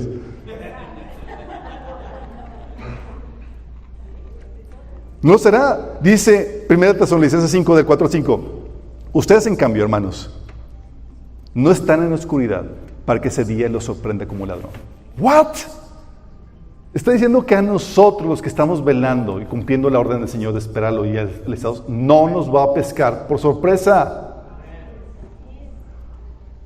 Aparte de la iglesia, sí, como la de Sardis. Al mundo, sí.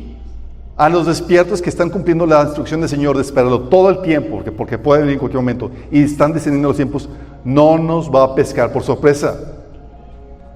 Dice Lucas 12, del 35 al 37, manténganse listos con la ropa puesta y sus lámparas encendidas. Sean como los siervos que están pendientes de que su Señor regrese. Su Señor regrese de una fiesta de bodas. En cuanto su Señor llega y llama, ellos le abren enseguida. Dichosos los siervos a los que su Señor encuentra pendientes de su regreso. Toda la iglesia debería estar pendiente de su regreso, lista para recibirlo. No debería ser una sorpresa. Pero muchos están esperando otras cosas antes que Cristo. Están esperando al anticristo. Están esperando otros cumplimientos. La construcción del tercer templo. Están esperando el avivamiento, que se cumplan sus profecías personales, que sus ministerios crezcan, lo que tú quieras antes que Cristo. Y eso causa miopía. Y te pierdes de vista todas las señales que está dando de que ya puede venir. Y tenemos que estar listos. Entonces, será sorpresivo, pero para la iglesia, solamente a la iglesia dormida y al mundo. A la iglesia despierta que está pendiente de su venida, no va a ser sorpresa. Significa que podemos saber la fecha de su regreso. Ay, buena pregunta.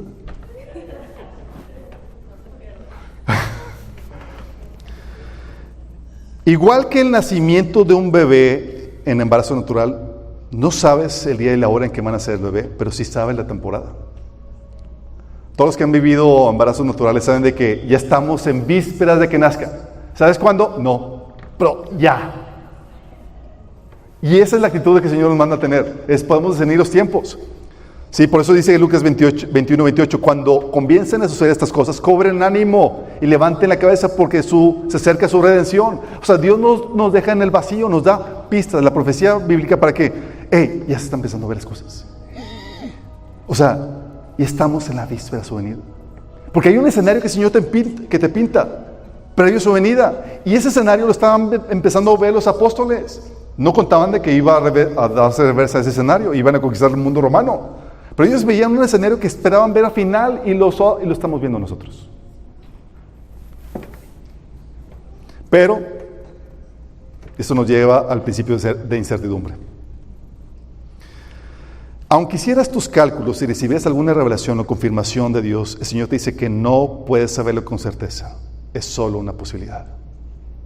Marcos 13, 35 y 36. Ustedes deben estar alerta, pues no saben cuándo regresará el amo de la casa. El Señor te está diciendo, sí, podrás hacer tus cálculos, podrás hacer tus aproximaciones, podrás discernir y aplicar discernimiento como lo hacían los apóstoles, pero no puedes saber con certeza. Es el principio de certidumbre. Y Dios lo hace adrede porque conoce nuestro corazón. ¿Cuántas cosas no harías si supieras con certeza que el Señor viene? Chicos, sacarías a tus hijos de la escuela, pedirías un préstamo, no estarías aquí. No, la verdad, o sea, ya vi sus mentes maquiavélicas de que, sí se puede, o sea, capaz de quemar la fecha y ya. ¿A poco no? Ya ha sucedido, chicos. Gente que decía que tienes atrás, ya el Señor me reveló, chicos, ya no, el Señor va a venir tal fecha. Pero el Señor nos dice, hay un principio de incertidumbre que debes tener. En tus cálculos, en tu discernimiento y demás, dice el Señor, no sabes cuándo regresará el Señor con certeza. Recuerda, los apóstoles y la iglesia primitiva creían que Jesús iba a regresar en sus días. Y aunque hicieron bien en esperarlo en sus días, como el Señor les instruyó, no regresó, se equivocaron. Y así podemos estar nosotros. Pero el Señor nos enseña a discernir y estar velando en vela de su regreso. Porque dice que la iglesia despierta no le va a tomar como sorpresa, pero no podemos saberlo con absoluta certeza. La resolución del Señor, por lo mismo, es que seamos mayordomos hasta que regrese. Porque si te dejan en estado de incertidumbre, eso te obligaría a ser un buen mayordomo, pues no puedes soltar tus responsabilidades antes de tiempo, ¿o no? Es que, yo creía, ya el Señor viene, pero pues no puedo renunciar todavía a mi trabajo que yo odio. ¿Y qué tal si no?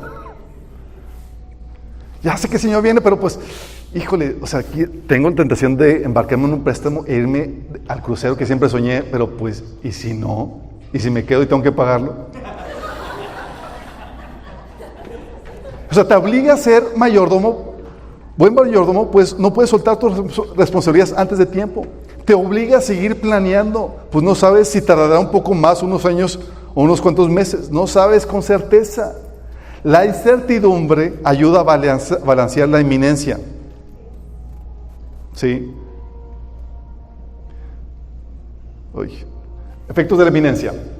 Ay, querían tomar la foto allí. Ok, va. ¿Por qué la inminencia? Fíjate cómo se balancea. Dios nos deja en nuestro estado de incertidumbre adrede. Sigue la expectativa, sigue especulando su regreso, sigue discerniendo los tiempos, pero con la encomienda y con la advertencia de que muy bien podríamos errar en cuanto a las fechas exactas y demás. El Señor nos lleva, por eso nos invita a esperar todo el tiempo. Y la doctrina de la inminencia, que te enseña a esperarlo a Él antes que cualquier otra cosa. Primero te purifica. Dice la Biblia en 1 Juan 3:13 que todo el que tiene esperanza en Cristo se purifica a sí mismo como Él es puro. Porque claro, no quieres que te pesque con las manos en la masa. ¿Sabes cuántas veces, Señor, me ha parado de desviarme o algo durante mi caminata cristiano? Porque, ¿y si el Señor me pesca con las manos en la masa? No, hombre. También, la expectativa te desarraiga del mundo.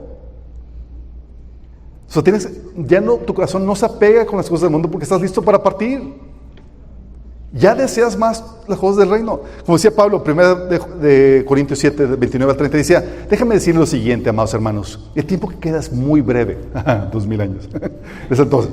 Pero está hablando de esta expectativa, que ya es muy breve. Dice, así que de ahora en adelante, los que estén casados no deberían centrarse únicamente en su matrimonio. Los que lloran o los que se alegran o los que compran cosas no deberían ser absorbidos por sus lágrimas, ni sus alegrías, ni sus posesiones. Los que usan las cosas del mundo no deberían apegarse a ellas, pues este mundo, tal como lo conocemos, pronto desaparecerá. O sea, desarraigado.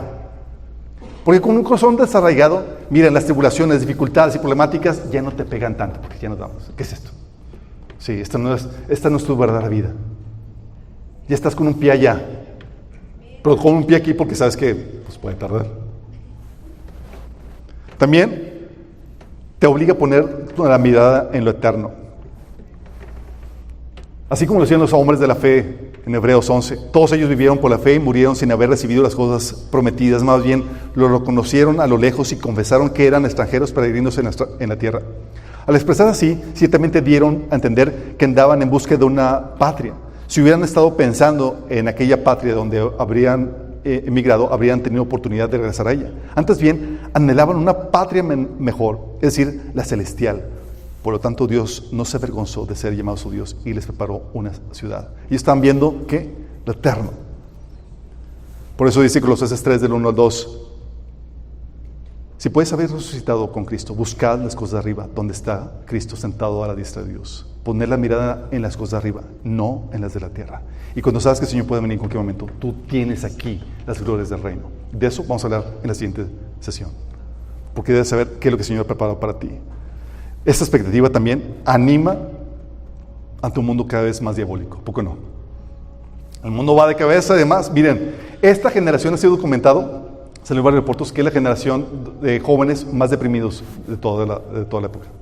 Ya no quieren casarse, no quieren tener hijos y tienen la visión del futuro, y con justa razón, muy tétrica por todo lo que las tendencias.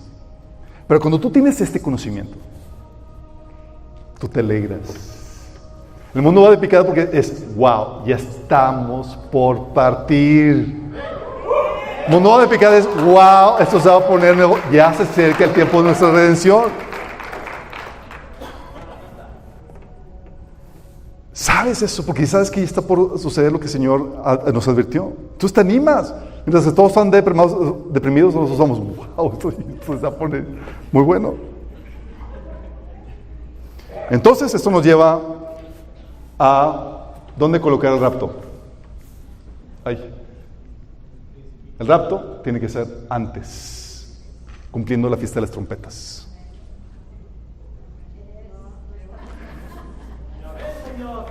Advertencia. El Señor nos advierte, espera todo el tiempo. Las fiestas de las trompetas todavía sigue siendo una especulación, pero tiene muchos indicios para que sea así. Y de eso vamos a hablar en la última conferencia. Oramos. Amado Padre Celestial, te damos tantas gracias, Padre, porque eres tan bueno con nosotros, que nos has resguardado y has prometido